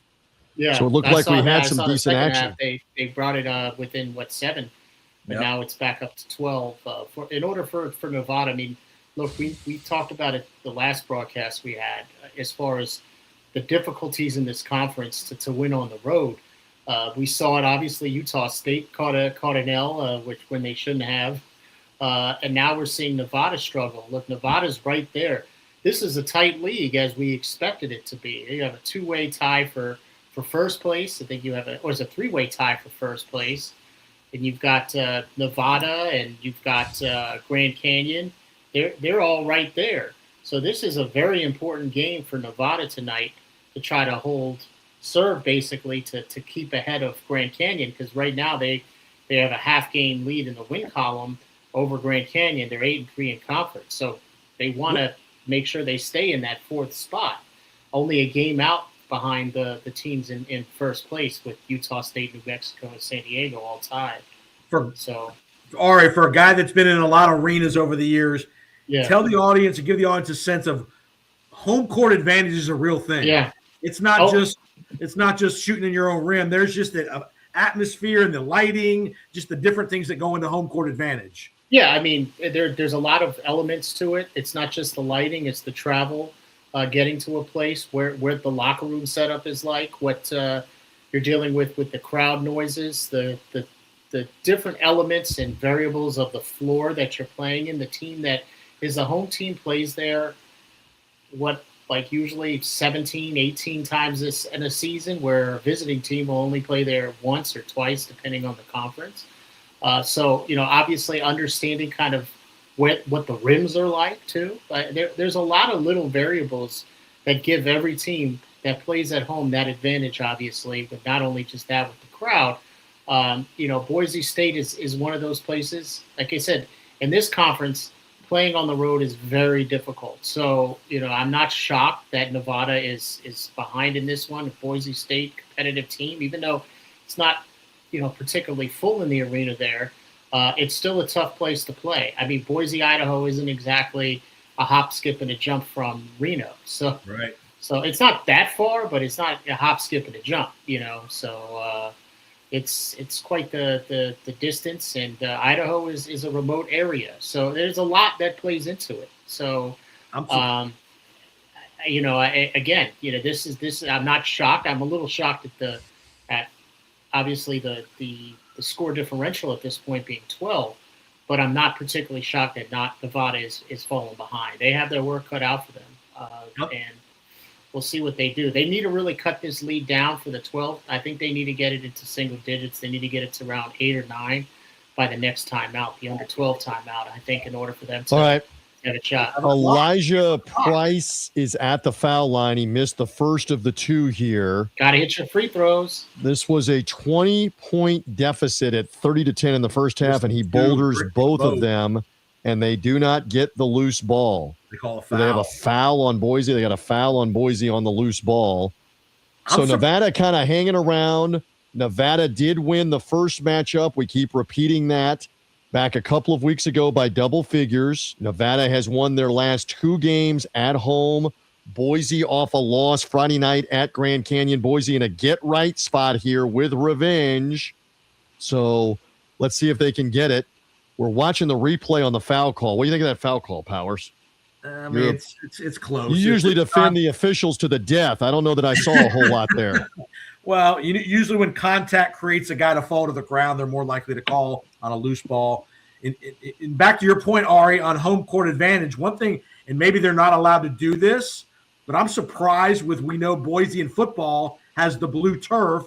I'm surprised they don't have a blue-colored court. No, seriously, I don't know if they're not allowed to do that or not, but I'm surprised they maybe don't have there's some of these courts that have different colors. Like if you watch, we do the Horizon League. Oregon. If we watch the Horizon League basketball in the upper Midwest, and we're going to do that championship game coming up in March, the Oakland Grizzlies have like a dark brownish court for the Grizzly. It's not a white court or a tan or a light colored court. I guess they can if they want to. It just kind of depends. I don't know about blue. I don't know. Well, they look like, those NBA Cup courts that they had for the NBA during for the cup. That's right. Yeah. The NBA Cup that they just played. But by the way, the Oregon home court, sometimes it looks like it was designed by someone that was on mushrooms or something. Yes, correct. Appropriate for the Pacific Northwest. So Andrew Meadow made one of the 2 free throws there. And Nevada trying to hang around. They got There the you ball go. down inside. Very nice for the high percentage shot. Still a ton of time. And you know what? We finally got the on-screen score clock working. Yes. So we got the clock there. You see there's plenty of time left in this game as we come your way live on College Basketball Coast to Coast and all of our platforms. This game through the Creator Sports Network, CSN. Nice. Big three on the left wing by Andrews. Andrews for Boise State. That's what their fifth made three, I believe, of the game. So that extends things back to 14. The Mountain West Television Network broadcasting this game, and we are able to do the watch along tonight through Creator Sports Network. We thank them. We thank you for being with us. Make sure you hit the like button and you subscribe if you're on Facebook. A 3-ball for Nevada. The game heating up. Ari Russell, this game is heating up while I do the promo here for Steve Alford's team. They've made a couple of shots. Like I said, get it to 9 or 8, under 12. You still have time. They got to get some stops here, though. They're having a hard time here with being able to keep Boise State, especially out of that top circle. Yeah. Right here in this defensive series, they seem to do a better job. But foul on a three. Fouling on a three, which is a cardinal sin. So been seeing a lot of fouls on threes this season in college hoops. It seems like they're obviously calling it a lot more. You got to let the guy land, and now they're calling also flagrants on it. We'll see if they're going to go to the screen because they consider it a flagrant if you actually don't let the player right. If you're in land. His cylinder of being able to land, right. There's a missed free throw. There for Boise State. It was Corey Camper, Jason, that hit that three a moment ago. He's got 20 in the game for Nevada. He is the reason right now why they're hanging in the game. He's their best player. He's their leading scorer. He had back to your point, Ari, had a 4-point play in the first half, got fouled on a 3-pointer and made it. So, Camper's keeping him in the game. Larry Johnson. Yes. At the LJ. Phantom foul still for the Knicks back in the day, Ari. Yeah. Spencer Aherns is the guy at the foul line shooting 3 here. 2 out of 3. And he ends up making 2 of the 3. By the way, there is a Larry Johnson who's a prominent scorer in college basketball. I think he's the leading scorer for McNeese. Okay. And it's not a relation. I keep calling him the other Larry Johnson, not Grandmama. So there is a Larry Johnson in college basketball. We've lived long enough to see another one 35 years later. That's hard to believe that UNLV national title was in 1990. Oof. And the All attempt, right, give us a couple notes. Hold on. The attempt for the repeat was 35 years ago this April when Duke beat them in the Final Four and ended their 40-game win streak in doing so. Go ahead, Jason. And won't this be the 40th anniversary of Never Nervous Purvis? I believe in Reunion Arena, 86. Oh, big three. Look at that. Another big three by Corey Camper. He is single-handedly keeping Nevada in the game here at this stage with that 3 to get it back to 10. But, yeah, Purvis Ellison and Louisville beating Duke. Never Mike Nervous Krzyzewski and company. Oh, man. He played for the Washington Bullets back when I was young. 40 years ago. 40. That started the stretch for Coach K. That was his first Final Four. Yeah. They lost in that title game. Johnny Dawkins. Johnny Dawkins. Tommy Amerkirk. And by the way, Jay Billis is on that team too, I believe, the analyst. Mark Allery. And that started a stretch where Duke was in the Final Four 6 times in 7 years with the 2 national titles in 91 and 92. Yep. Starting 40 years ago. All right, we're back to live action here. Nevada's basically got one guy keeping them in the game, and that's Camper, the little guard. You got a foul away from the ball on Boise State.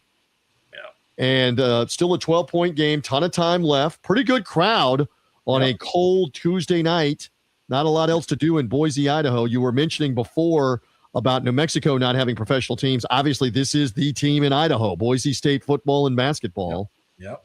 Up in the northwestern part of the state of Idaho. Nice block. Wow. Nice. Yeah, by Aaron. Oh, look at that on the look at the run out, but a foul from behind. They did not call the foul. Wow. Did not call the foul on the block on the dunk for Nevada. What a break for them. Yeah. Now you need to set up and take a good shot, do you not, here? If you're Steve Alford. Camper a look. And there he is with the ball. This guy has been red hot in the game with 24 to this point. Here, plenty of time to set something up. And we got a foul again away from the ball. A lot of falls here. Calling a lot of off the ball fouls so far. Usually Usually the Mountain West is a pretty physical conference. Usually Watch this block coming here from behind. Watch this block. Is this clean? Oh, yeah, that's all ball. Clean. Yeah. Clean with the left hand up high, all ball. Great block.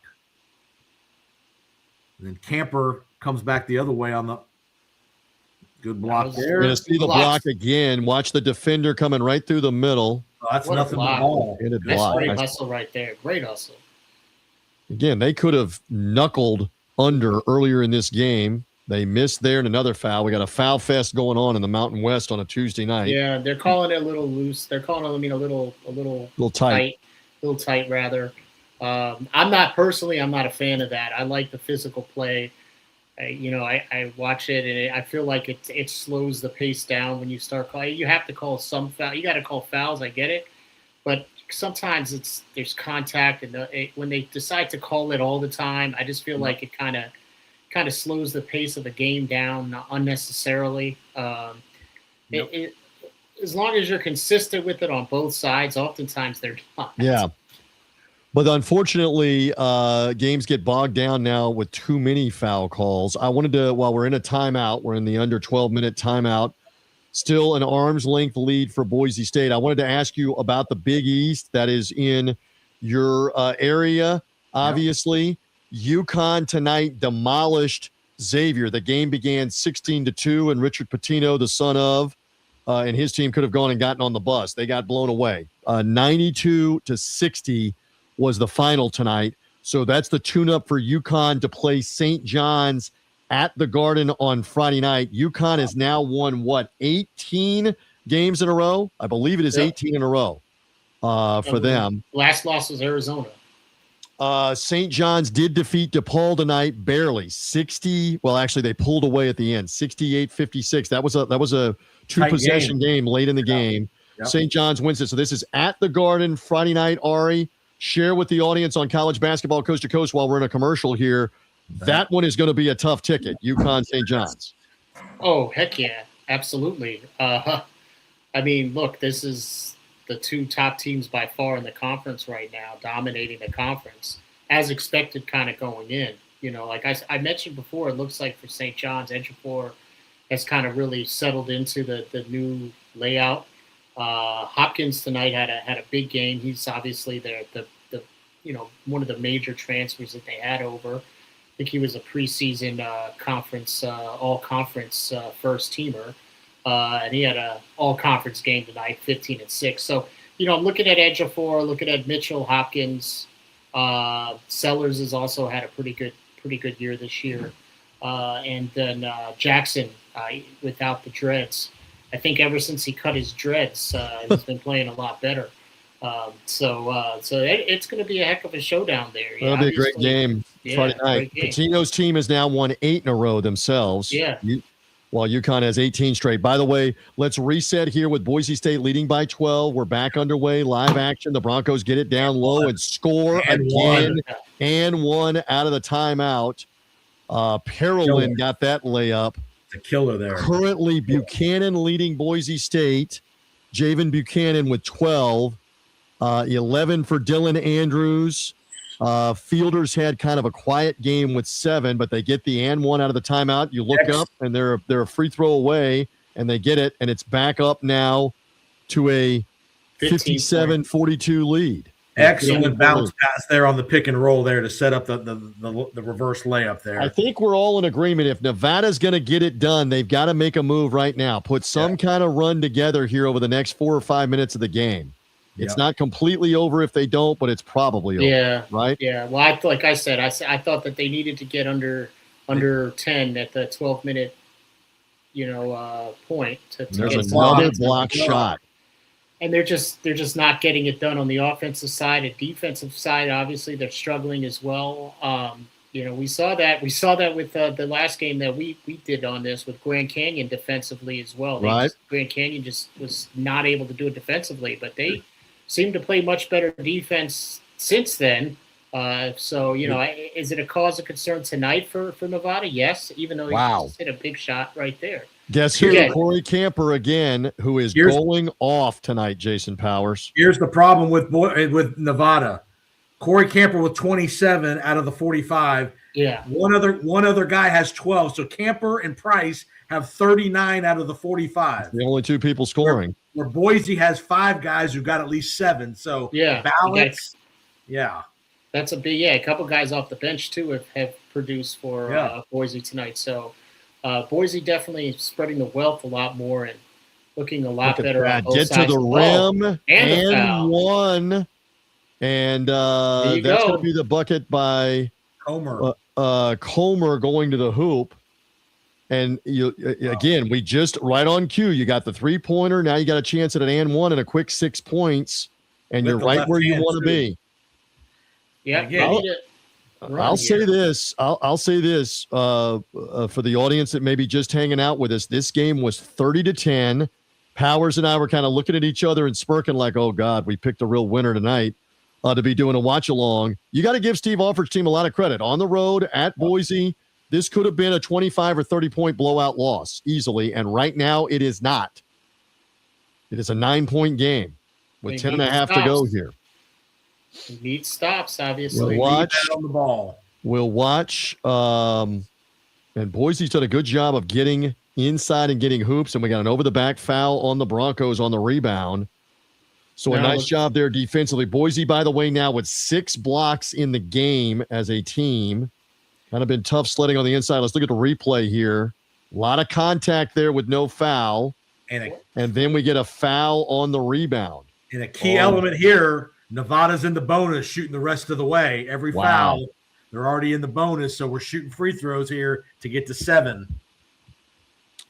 Yeah, Fielder, who's one of the best players for Boise State, kind of had a quiet night.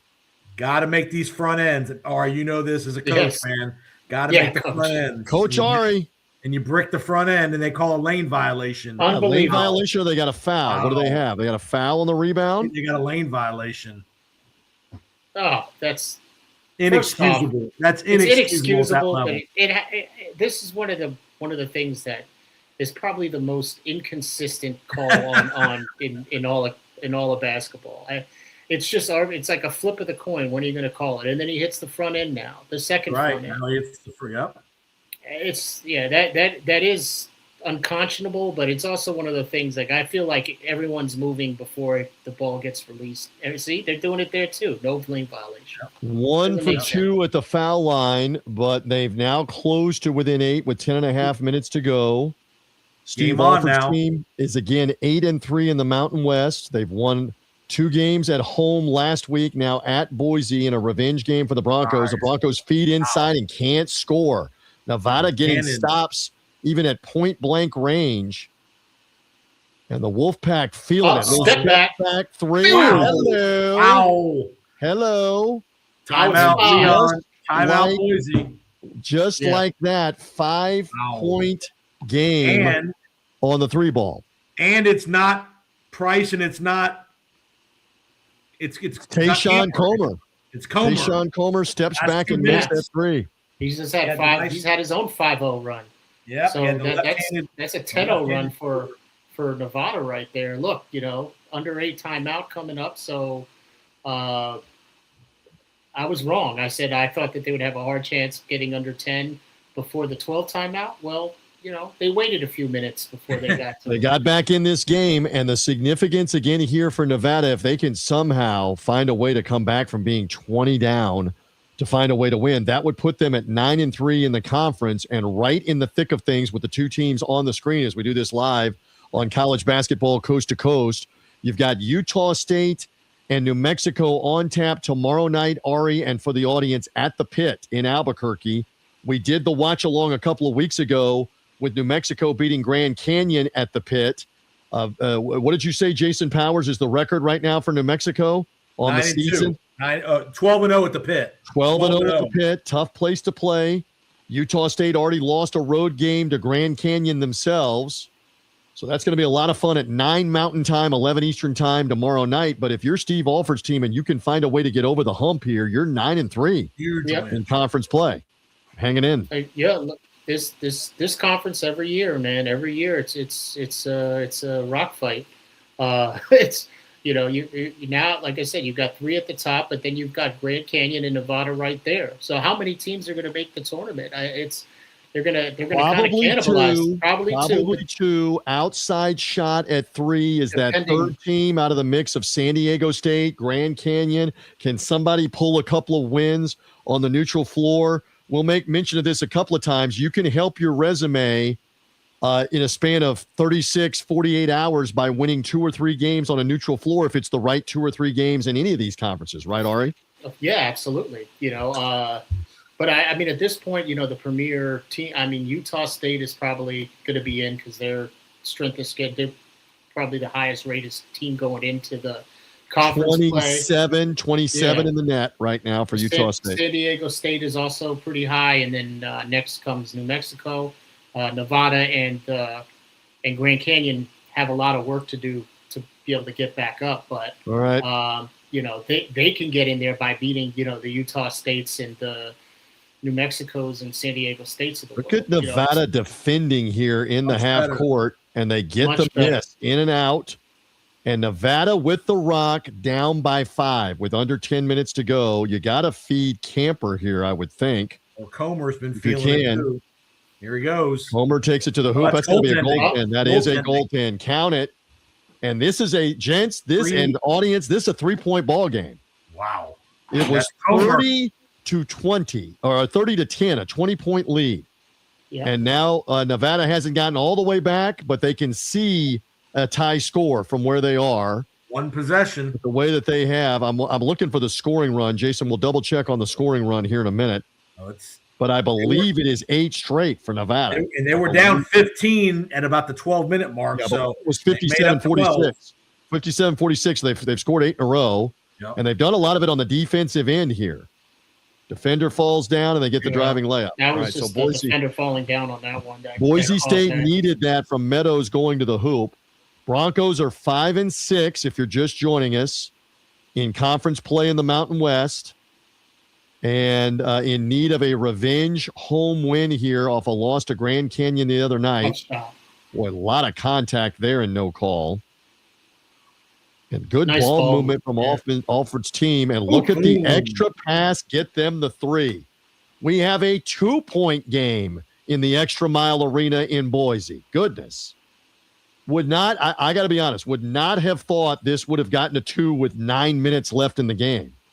With the way that it was 30-10, with the way that it was 15 earlier in the half, and a foul on Nevada on the inside.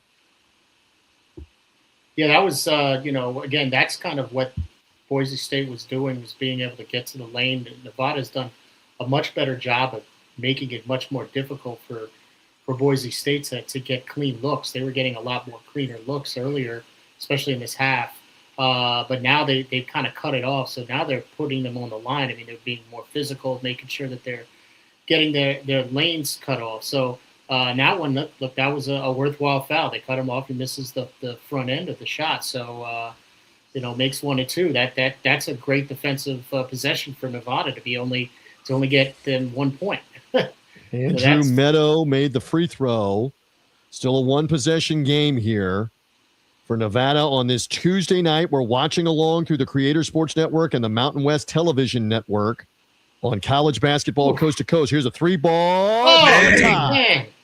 Mercy. Unbelievable. Nevada has come all the way back from a 20-point deficit with 8 minutes still remaining in the game. Steve Alford's team showing no quit. Jason Powers has been the difference here in the second half. That's a jump here ball. We get a foul or a jump ball. I think he's got foul underneath. He did call a foul. Fielder with the catch, and I think we got foul underneath, and that's going to give us the under 8-minute timeout. But the story here, take a look at the replay. Nevada makes the extra pass and gets that 3-ball, and they come back with Comer.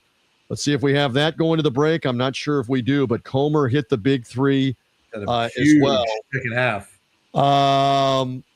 So we were talking to you about the rest of the Big East, for example. Let's talk a little ACC. You and I have had the privilege of being there. Duke, North Carolina. We did it at Cameron, you and I, Ari Russell.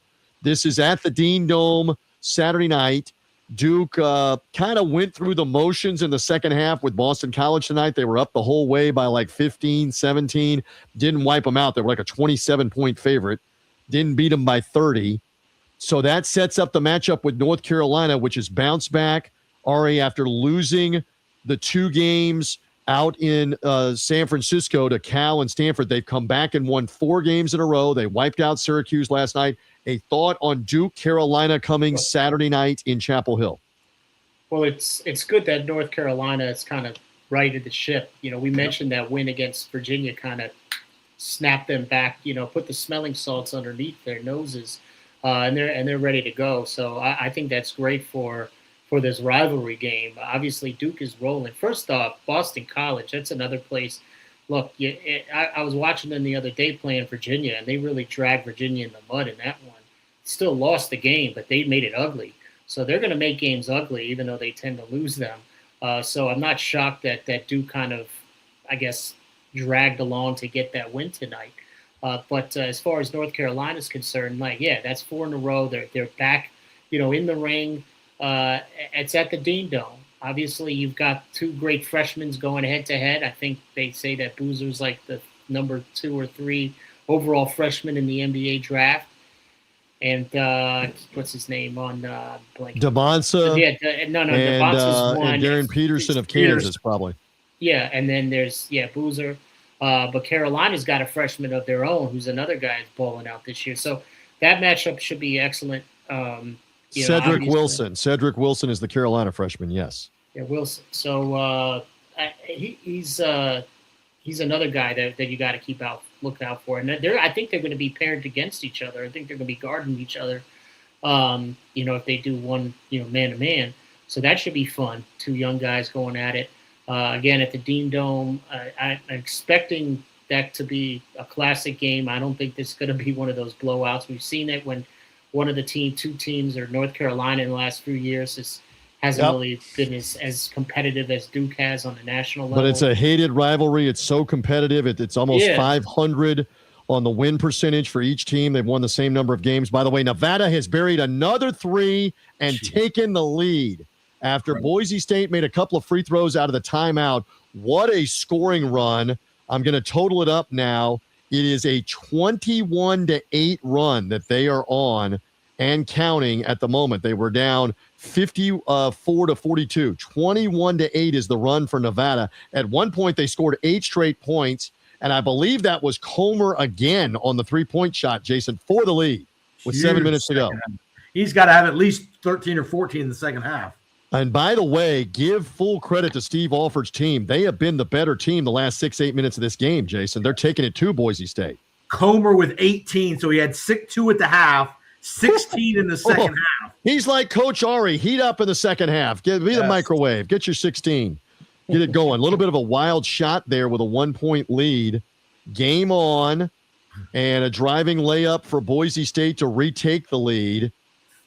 3 guys from Nevada have 57 of the 63 out of 3 guys. We got a timeout here after the made basket by Boise State. Forgive me. I don't think the audience was watching at that point. Forgive me that we were seeing it off stage, but they were not seeing it. But take our word for it here. Comer made the 3 for Nevada to give them the lead at 63-62. Again, that capped off on the math a 21-8 run. They outscored them by 13 points to gain the lead after being down 54-42. And this is this is why we love college basketball. The games are not over. And a great comeback by Nevada tonight and Steve Alford's team. The 3. Go ahead. The 3-point line has been huge for Nevada. Yes. What are they right now? 9 of 20 for 45%. Made 9 threes so far. Most of these have been in the second half. And during this run, it's 4 of them, right? During this 21-point run, I think they've made 4 3-pointers during this run. Alford, say something about Steve Alford, Ari. We've been around him a bunch. He was at Iowa. He was at New Mexico, actually, in this conference, at UCLA, now at Nevada. He's been in the NCAA tournament. Oh, boy, tough turnover there for the Wolfpack as they fumble it away, and now Boise State almost gives it away at midcourt with 6 minutes left. But Ari, say something about Steve Alford, who's obviously had a lot of success everywhere he's been on having NCAA tournament caliber teams. Yeah, I mean, he's it's interesting because everyone's always thought that he was going to be like the golden boy to be the Indiana coach. And it's never worked. It's hard to believe the timing is for whatever reason, it's never worked. It never worked. But like you said, he's had success, pretty much everywhere he's went. UCLA, tough fit, especially, again, he's also had some bad timing on when he's been at particular places. But I'll tell you what, he's done a tremendous job in Nevada. They've been a very competitive team. His teams are always going to be very tough. Yeah, he was a tough player when he played at Indiana. Very tough. And remember this Nevada program, what Musselman used to be there? Aaron That's Musselman, correct. When he had them in the Sweet 16. Run. Yeah, he had them in the Sweet 16 one year. Boy, two tough possessions while we go back to the game for Nevada where they turned it over and then they shot an air ball late in the shot clock. And now if you're Boise State, take your time with about 5 minutes left here, up by 3. They got the big putback hoop a moment ago as we watched this. If you're Boise, try to pound again, they try to go to the hoop, and they're not able to get the driving basket. If you're Nevada, you need a good shot here. Numbers here. And again, it's a turnover. Called a foul. Foul on Boise State. Yeah, I feel like Nevada is not handling success as well as they need to at this point. They've kind of lost a little care bit of the ball, by the way. Yeah, well, he was fouled on that one. So, but in the last two possessions, you're right. They seem to be kind of forcing it a little bit, where they seem to be a lot better in rhythm when they got back into it. But again, that timeout that Boise State took was key. They made a few adjustments defensively. It looks like they started putting different types of pressure defensively to kind of disrupt Nevada's flow, especially on the perimeter, which I think threw them off. So now Alford has to make another adjustment on his end to figure out what Boise just made a change to on defense. We've seen Nevada make that change on their defensive end against Boise State, making it much harder for Boise State to get clean looks and clean drives to the basket. So that's been effective, and that's also why they've been able to get back into this game. But, Boise State, to their credit, were able to kind of plug that hole there. So we'll see if they're able to continue that. Got both free throws, 1 point game. Again, for Boise, they have pounded the ball inside. They've kind of gone cold from 3, but have had a lot of success in the paint. This was a 12-point lead with about 12 minutes left. And you see now it's a 1 point game. Nevada briefly had the lead 63-62 a few moments ago. How about that defensive stop, a run out, and a lay-in for the lead. Nevada on the defensive end gets the steal and the score for Boise State. That is their 11th turnover now of the game. So Nevada's turned it up on the defensive end. And you talk about Steve Alford's team making a statement on the road, a game that they easily could have been dusted in, Jason. They could have been blown away in this game. They were getting crushed. They were getting hammered the first 10 minutes of the game. And, again, 4-point play, a couple of key moments late in the first half to get back to 11 and give them all the credit. They've made a ton of shots in the second half, bunch of threes, and Camper hasn't done much in the second half. It's been Comer who's been the catalyst here. 2 free throws here for Boise. They've been good at the line. That now makes them 15 for 19 in the game at this stage. They're out rebounding Nevada 29-19. And Andrews here has a chance to put them back in front. This is a surprise. I will say that. When this game was 30-20, I thought we were having to figure out what else we could talk about not only Mountain West basketball, but what they do in the wintertime in Boise besides like ice fish and things like that. But it's now a game. So he got both free throws. Nevada here needs a good shot. And let's see if they go to Camper. That's Camper with the ball. Got a mismatch with a bigger player on him. Nice head fake. The tip won't go. Can't rebound and it. Boise got the rebound and took it back. Wow for the putback. That's they let him play. That was a Steve Alford type play right there. That's going to give him a little star. You see Leon Rice. There was enough contact there for 2 or 3 foul calls. And the Broncos did a nice feed inside. Great feed inside. To retake the lead. How about this battle on a Tuesday night in the Mountain West, a watch along on college basketball coast to coast on the Creator Sports Network. Guys, we got a game with 3 minutes left. And Nevada needs a good shot here again. Let's see if they work it for Camper. That's who has the ball right there against the man-to-man. Come up on 3 minutes left. See if they run some kind of offensive set for him. Oh, I don't like that shot. That's bad. Well, they could have gotten that at any point. Off-balance shot, not a great shot. And if you're Boise, you have the ball in the lead, you don't have to hurry here. Be patient, get a good look. They may work it inside again. Pound it inside. They got the advantage on in the post and on the offensive glass. There's Buchanan. There's the foul. Wow. There's Buchanan. I'll tell you what, we'll double check. They're over the limit, correct, Jason? Yeah. So I believe they're shooting. Yep. Free throws as we go to the timeout. Look at the good feed inside as the Mountain West Television Network shows us these pictures, and Boise State clinging to a 1-point lead here at the moment. As we watch this one tonight, we remind you, if you're seeing us on YouTube, on Twitter X, if you're on YouTube, where you can follow us at CBB Coast to Coast, as you see there on the screen. On the Twitter handle, also find the YouTube page, College Basketball Coast to Coast. Find the TuneIn channel.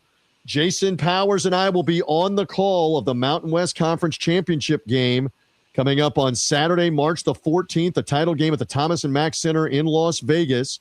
Boise State was in the title game a year ago, beaten by Colorado State.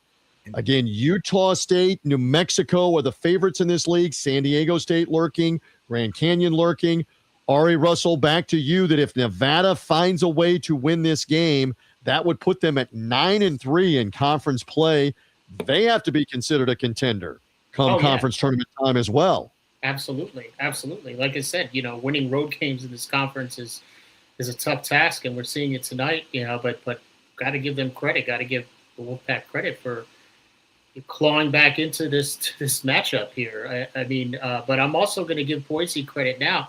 The adjustment they made after that timeout, once Nevada took that first lead, that was tremendous, because if you notice, they're putting a lot more pressure on the perimeter, making it much more difficult for them to rotate the ball around on the perimeter. That's one of those things that I think are key. Like, this is going to be a little bit of a chess match going back and forth between Boise and Nevada, and what their defensive adjustments are able to do. And if they can execute those last few possessions, I feel like that Boise has done a great job defensively, making it much more difficult for Nevada to operate on the perimeter.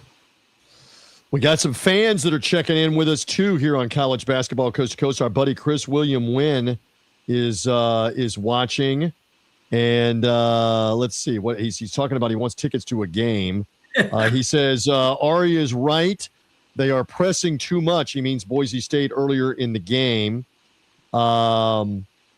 And he also says, my Captain Obvious take is turnovers will kill you. You're absolutely right. Nugget is watching. He says, I'm a big Boise fan here. Nugget, they got to hang on here in this game, and the foul line has been good to them here, as they are now 17 of 21 in the game with that made free throw. Push the lead back to 2 in the late stages of this Mountain West game that we're watching along through Creator Sports Network and the Mountain West Television Network on College Basketball Coast to Coast. All right, what do you like here, Jason Powers? You going to run a play here for Comer, who's been hot in the second half? I think they're going to try to trap Comer up top if they can. I think you got to go back to Camper. I think Camper's your best offensive player. He's a good mid-range player. You don't need a three here. Get a good shot. Camper or Comer are the two. You see the little trap there on Comer. Yeah. Look at the ball denial by Boise State. Yeah, that's what they're doing. They're putting two guys on the ball. Even bringing people up. Foul as he went to the baseline. Comer went to the baseline and drew the foul. This is going to be a shooting foul, down Probably 3. 2 here. I think he gets 2. I think they're shooting the double bonus as well. If you joined us late, we keep repeating 30-10 was the advantage for Boise State. Nevada could have been blown away, and Comer has helped lead the comeback. What'd you say, Jason? He's got 16 in the second half. 17 now. 17 in the second half. It was a 12-point lead at 54-42. Eventually, Nevada scored 8 straight points, got back in the game, and got the lead a couple of times. They've been up by 1 a couple of times. They can get back within 1 right here. And Comer made both free throws. Boy, I am impressed with Steve Alford's team. They could have turtled and been blown away tonight, and they're right in this game with a chance to maybe win it. Get a stop here. If you're Boise, if you're Boise here, I think you're going to go. The ball's going to go to either Buchanan or Fielder, if not both these guys. I think those are your two inside forces. You got the advantage there. I think one of those two guys are the guys that take this shot. Again, 10 on the shot clock here. Big defensive possession. Will they try to pound inside in the final 5 on the shot clock? In the clock Up here. 1. That is a forced 3. What a shot by Buchanan. They had to have that. It was like Ari Russell with the shot clock winding down there. Yeah, right. Big 3 for a 4-point lead. What does Steve Alford want to do? Remember, he used a couple of early timeouts. He's got 2 left. You're good. They're going to run a play here. Still a ton of time with a minute and a half left. Get a good shot. Again, Boise's still keeping up with that pressure on the perimeter as you're looking at the double team. Oh, doing good catch there. Nice feed. Nice head fake. Almost an and one. It'll be 2 free throws. Good patience by Nevada. I am impressed here. It is not everything. Win or lose. Win or lose. I'm impressed with what Nevada has done and what it promises if this team continues to play hard, what it promises they can maybe do in March from what we've seen tonight. Yep, I agree. Yeah, well, they need this win, though. Keep pace, you know, with the top of the conference. This is an important one, but I do agree it's one of those games that if they can pull this one out, even if they do lose, there's a lot that they can gain from this particular one. But yeah, they're going to have to make some stops here on defense. It'll be interesting to see. They didn't do a good job of keeping Buchanan from getting that open look. You know, you said he forced it. It didn't. He still was open enough. You got to hit your feet. Big miss by Elijah Price, 1 of 2. So he could have made it a 2-point game. It's still a 3-point, 1-possession lead for Boise State, and they're going to work the shot clock and try to go inside, I would think here, Jason. I would think Fielder, look for Fielder here, and then the post up by Buchanan. They're denying him. Final minute of the game. Again, if you're Nevada, can you get a stop here? Get a stop and get a rebound. Good defense. That's a tough Desperate shot. Great defense. And they got the rebound and the run out. You don't have to force it here. Ton of time left. 1-possession game. You can go 2 for 1 right here, and Steve Alford's going to call timeout. You can go 2 for 1 where if you get the quick hoop and you still have more than 30 seconds left, you got a chance to get the ball back. I agree with that. I think you will see that if they can get a quick 2, a backdoor layup or something quick out of bounds to Camper. You see Alford right there with his assistants talking it over as we hang right here on this watch-along. We've had a lot of fun doing this tonight. Great game. Here as part of college basketball coast to coast and the watch along through Creator Sports Network. We say thank you again to them, the Mountain West Television Network that has it rolling tonight. TJ Rives, Jason Powers, and Ari Russell hanging out. Be with us on Saturday nights, by the way, here on college basketball coast to coast as well. Be locked in on our social channels on YouTube, on Twitter. Find us on our social channels because we're on Saturday nights doing the recap mode. And again, we will broadcast the Mountain West Conference Championship game coming up on Saturday, March 14th of Championship Week. The final weekend of all the championship games will be in Las Vegas at the Thomas and Mack Center for the Mountain West. Ari, we were saying this. I can't remember if you were on with us. This will be one of the final go-arounds, if not the final go-around. No more San Diego State, no more Boise State, Utah State, Colorado State. They're all leaving to go to the new Pac-12. So this is like the last dance for the Mountain West in this current iteration for it. Yeah, no, I mean it's a shame for the conferences. I mean, we this is a great basketball conference. It has been for years now. So it's a shame that for the Mountain West Conference that they're losing those teams. So you know they'll hold on to some and they'll be adding a few more as well. So you know, big moment. Nevada will inbound down 3. Do they want the 3 or do they get a quick 2? They still have a timeout left. Camper. Here's the 3 for the tie, and it's no good, and Boise got the rebound. Wow. Camper had a great look. That was Camper on the right wing. That was him. I think it was Camper. Had a great look. And Buchanan got the board and got fouled to go shoot free throws at the other end. Wow, here we go. Let's take a look at the replay. What do you got here? That was Camper. He had a great look. He just missed it. Yeah, you couldn't ask for a better look than that, you know. So. Drew it up in the timeout huddle, got him a look on the right wing. And this is where Boise has been very good tonight. I'm not doing the announcer jinx. They have been 18 of 22 before this foul shot. He's shooting 2, make them 19 of 23. You want to win late in the season, Ari Russell, Jason Powers? Make a couple. Make some free throws. Make your free throws. So it's I like now a this 2-possession guy. game. He's a smooth player. He's a good inside player. He's got a little touch from the outside. Boom. He can make free throws. I like this Buchanan kid. Yeah, And now you're in trouble if you're Nevada. You got to have a quick hoop. You do have a timeout left. Game not completely over. We've seen a lot of wild things. You don't have to have the 3. They go inside and get the layup. So that's not the worst thing in the world. And Alford says, I want to talk about it and take his final timeout. So 3-point game here. Interesting he would burn the timeout there. I was just thinking that. What do you think, Ari? Go ahead. Yeah, I just think that they're gonna try to figure out how to get a steal and then foul. Yeah, I'm with you on that, but in this particular case, he probably feels that needs to set up a press defense and wants to make sure to kind of go after what they need to do. Maybe they'll try to get a 10-second violation and then also get a foul once they cross half court. So he's probably gathering them and telling them what that game plan is. So my guess is that they're going to try to get either a 5-second violation, a steal, or a 10-second violation. And then if that doesn't happen, then you get a foul. So or not. Maybe he's telling them to foul right away. I'm not quite sure. I think you trap in the backcourt. You try to get a steal. Passes, try to trap. Right. And then you got to go ahead and foul with at least probably 15 or 20 seconds left because you got a lot of game left here. Right, but you could still actually, even with the 10 seconds, you could still kind of get away with it because that'll put it at 17, even if you can get that 10 Boise State does have 1 timeout remaining. That's important.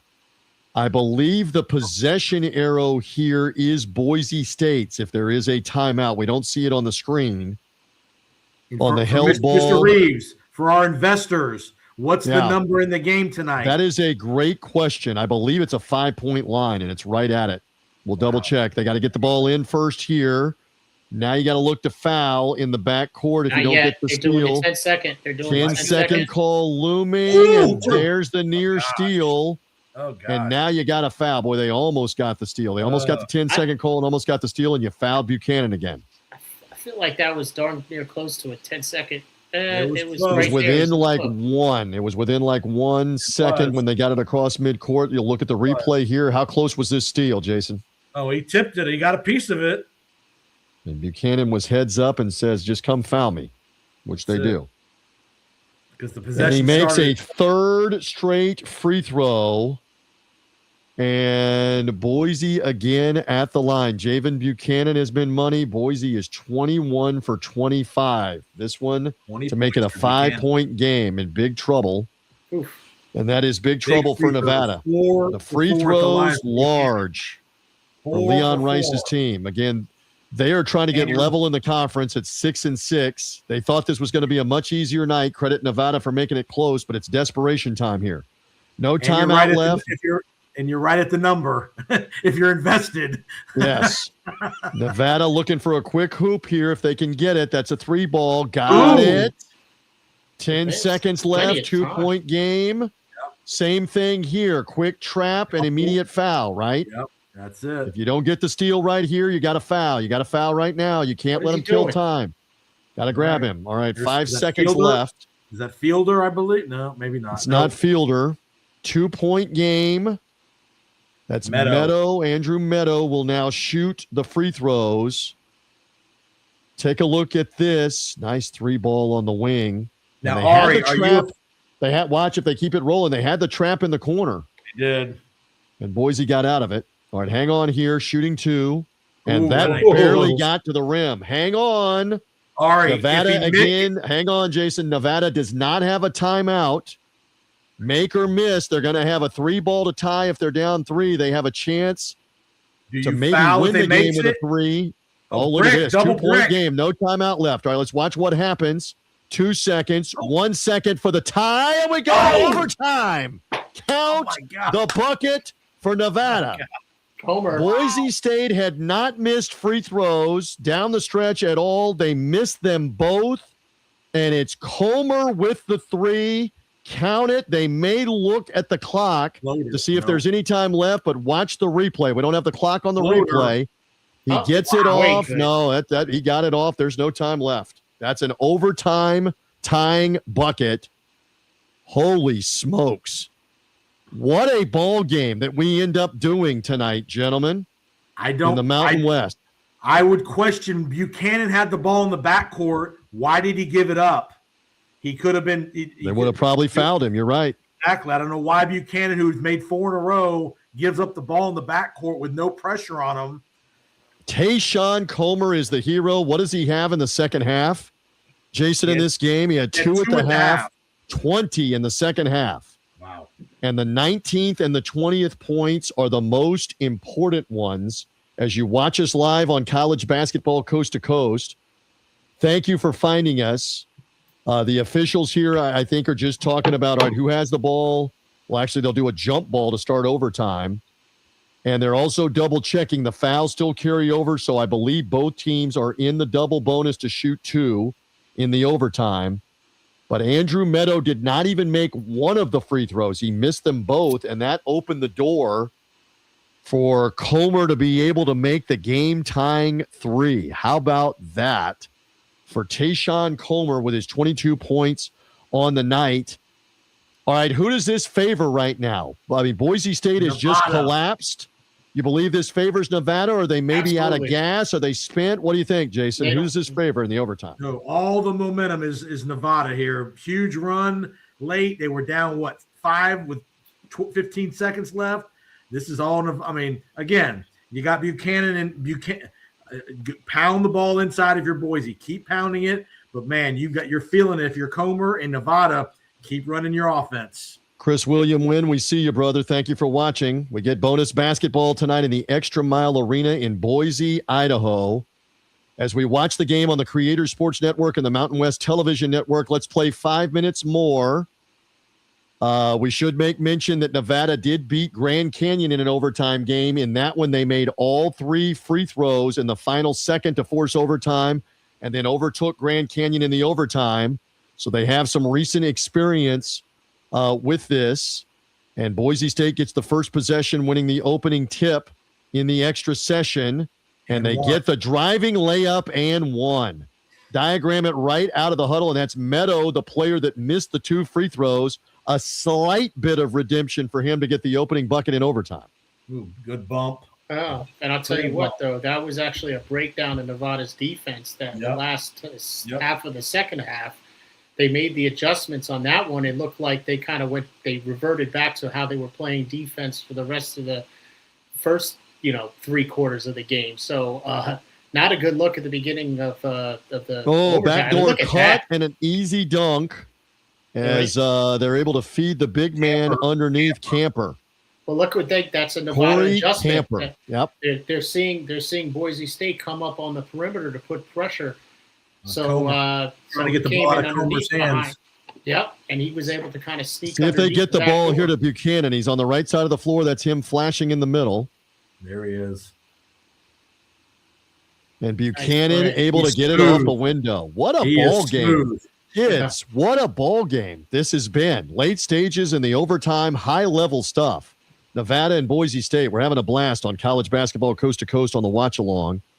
Thank you for hanging out with us. Nevada with no quit in them for Steve Alford's team. Going to the rack again.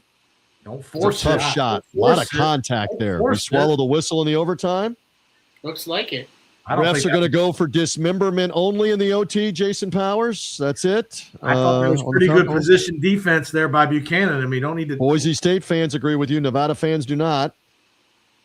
2-point lead here in the final 3.5. It was a 20-point lead in the first half for Boise State. We're in overtime now. Buchanan wants it on the right wing.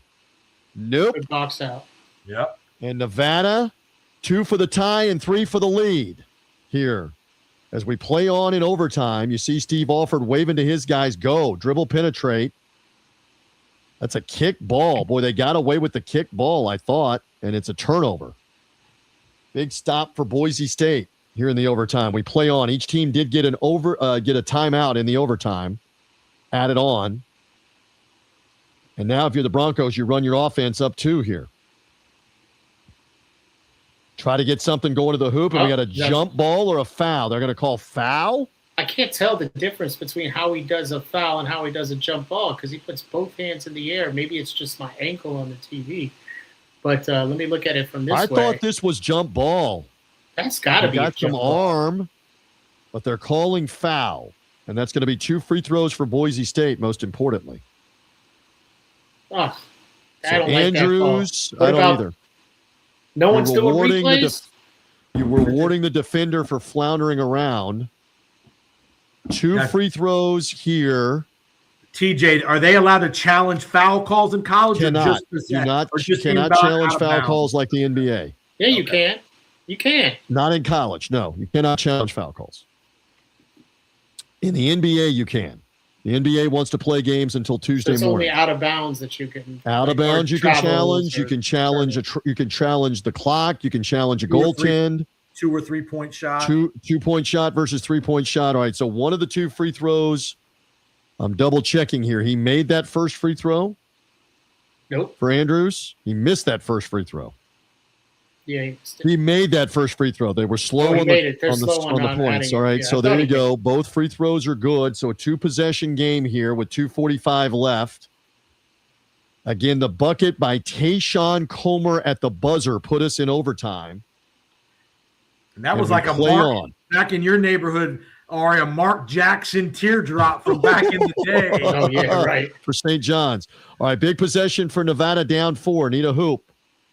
Good luck. They try to dump inside. A lot of contact. What do we have? Timeout, I think.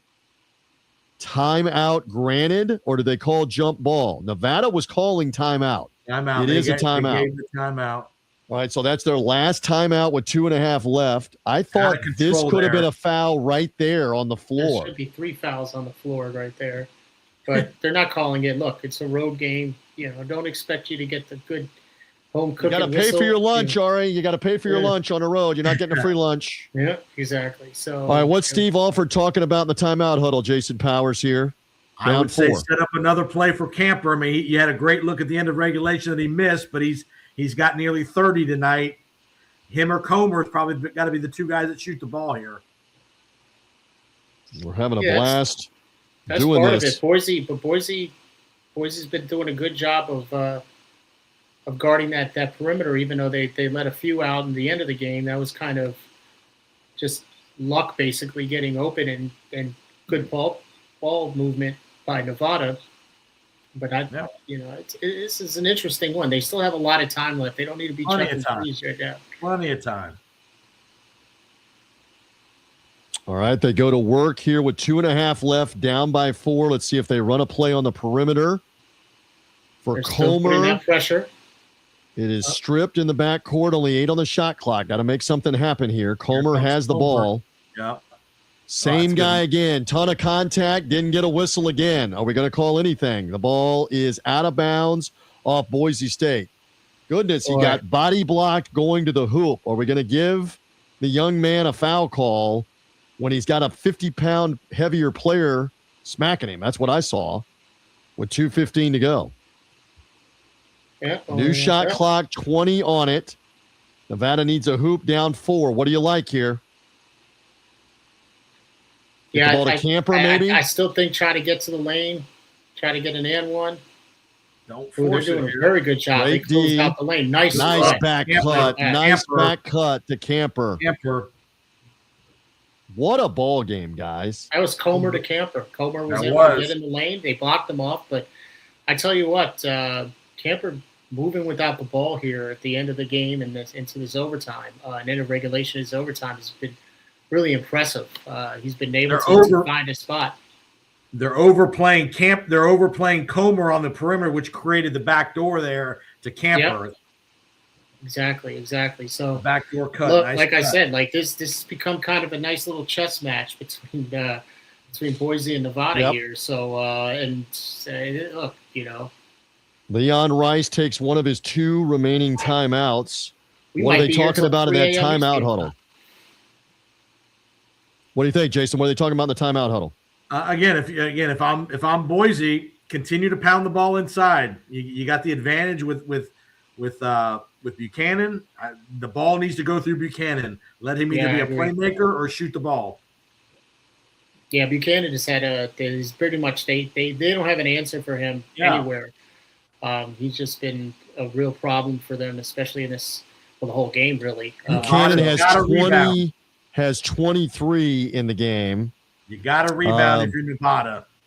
And if you joined us here in progress, this was a 12-point comeback in the final 8 minutes by Nevada. Got the game tied on a last-second shot by Tayshawn Comer. We're now in overtime, and Boise State, the ball as we resume up 2. They work it there to Buchanan, their best scorer tonight. Let's see if they clear out for him. Right at the foul line. Yep, good defense by Nevada. Ooh, I don't like 5 that. on the shot clock. And there's the rebound, and now you have a chance to retie or take the lead with the 3. I am ultra impressed with this Nevada team's moxie, their effort. Again, body contact and no call. Oh, great. And there's a call at the rim on the dunk attempt, finally. To Price, who's had I know a good every game too. conference and every fan base bemoans the officiating, and Powers better put fingers in his ears because he's a ref. But good God, the contact that Nevada has taken in the overtime, and we can't get a foul call. Look at that pass.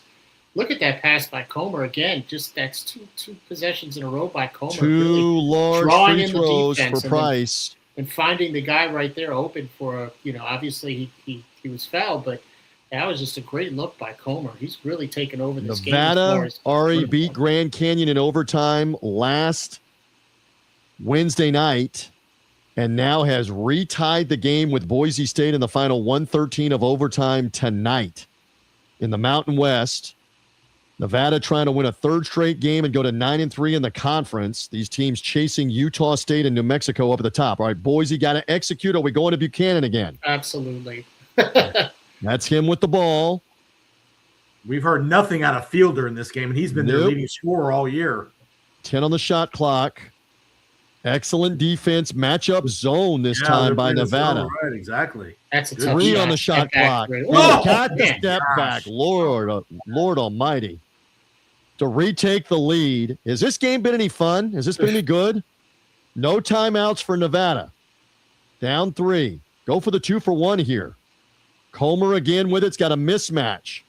Contact again. Gets the hoop and down 1, and now you can just play defense and play it out. No, the shot clock's under 35. No. Well, no, it's a 30-second shot clock. You're right. My mistake. And now you commit the foul. Back in 2005, I think. Why? Comer at midcourt. Why commit the foul there? Just back off and make them play offense. He almost got that. He almost doesn't matter. That's stupid at midcourt. What are you doing? I got you. They have to play it out. They have to shoot the ball. All right, Andrews at the line. Again, he's made 2 here in the overtime. It was 2 missed free throws by Meadow that opened the door for the game-tying shot at the end of regulation. And there's a miss. Wait, when did they Free throws will be your undoing. Critical misses down the stretch. Remember the last 2 of regulation, and now this one here, all with the lead, which set up. Remember, no timeout for Nevada here. No timeout for Nevada. You're correct. At worst, you're down 3, so they're down 3 here. You don't have to have a 3-pointer if you go quickly. Down 2. You can go quick 2 if you want it. Best shot available. All right, they get the ball into midcourt. You see the crowd rising in Boise. 3-point advantage. That scoreboard is not correct on the screen. It's a 3-point deficit as he made both free throws. No, he missed the first one, TJ. All right, he did. Okay. 2. It's a 2-point lead, a 2 for the tie. Comer step back, no. That's Rebound is out of bounds. They called a timeout, Boise. And they grant the timeout for Boise. Boy, that's questionable. I don't know that the ball was going to be out of bounds off of Boise. I think the ball. Okay, you think so? Yeah. So that team that went over and saved it, and they granted him the timeout, Jason. We'll see if the Mountain West Television Network grants us a replay. There we go. That's a great. So he's going to save it. I don't know about that timeout. Wow. He looked like his foot stepped on the line. Wow. That can be reviewed. That can be reviewed, by the way. If we get a good look, watch the foot. Only if you have a timeout. He They looked can't at review it. he looked at the official as he was going to the sideline to say timeout. Remember, all you have to do is verbalize it. You don't have to give a signal. You can verbalize it with possession of the ball. My bad again that it was 1 of 2 at the foul line there by Dylan Andrews. And so that was a 2-pointer for the tie by Tayshawn Comer that he missed. Boise gets the long rebound and the timeout. So Boise State out of timeouts now as well. Possession arrow here favors Nevada. If they get a tie-up, it would give them the ball.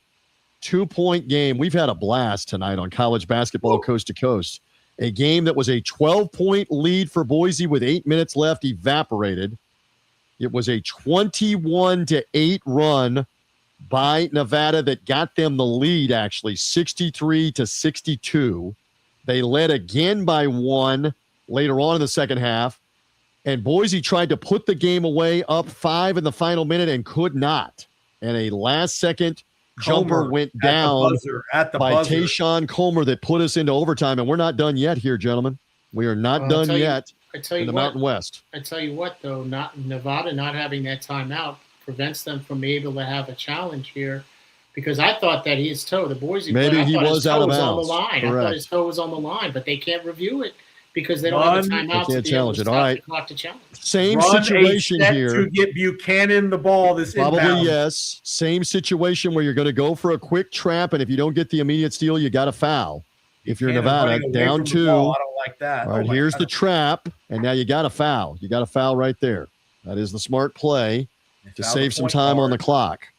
Who is this? This is Andrews, who missed one of the 2 free throws earlier.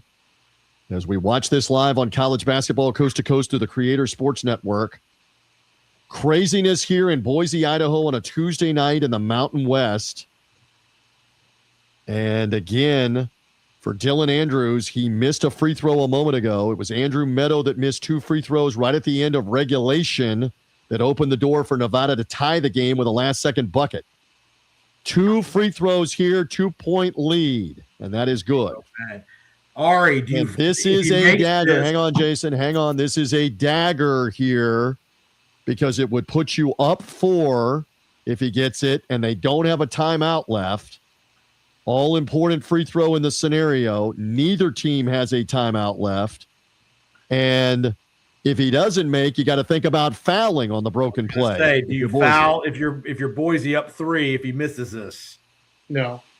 Too much time. Doesn't matter. Doesn't matter. Bang. Big free throws, and now desperation time for Nevada. You got to have a quick hoop of some kind. You got to have the ball twice here.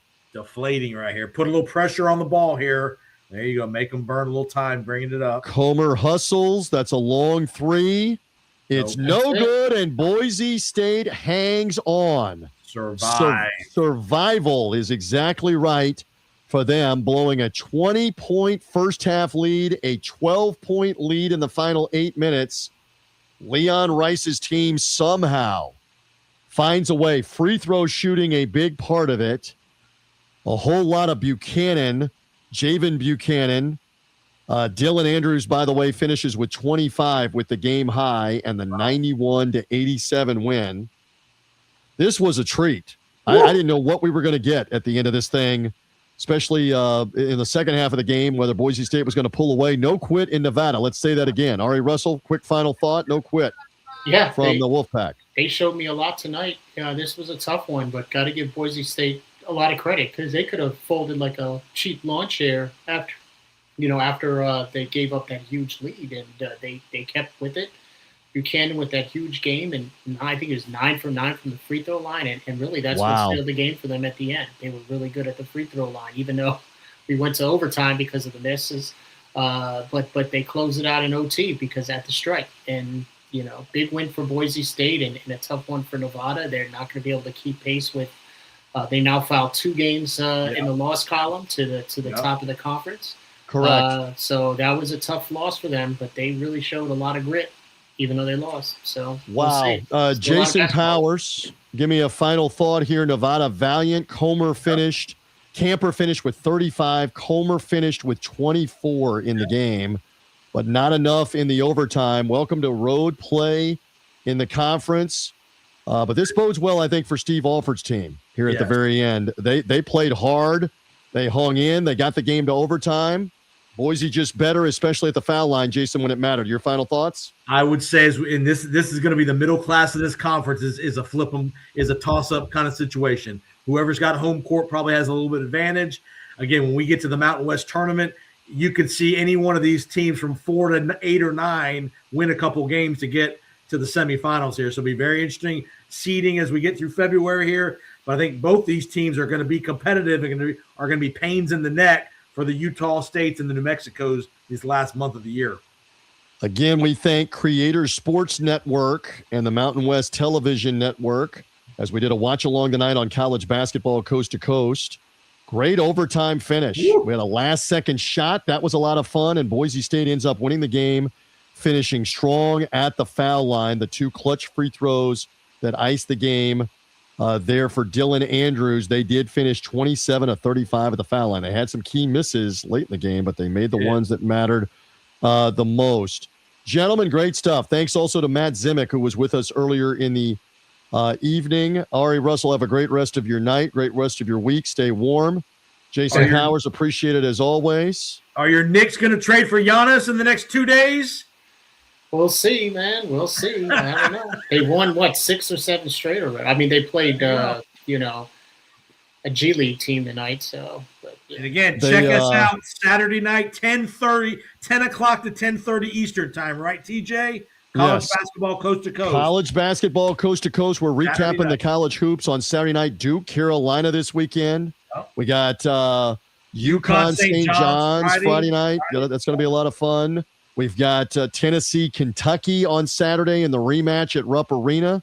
So we'll recap that Saturday night on these same platforms, YouTube, Twitter, Facebook, for college basketball coast to coast. Ari, have a great night. Jason, have a great night. Thank you, Matt Zimick, with us as well. You were watching us tonight as we did a watch-along on the Creator Sports Network of the Mountain West game with Boise State winning 91-87 in overtime over Nevada. Fun game to be part of. You were with us here on college basketball coast to coast.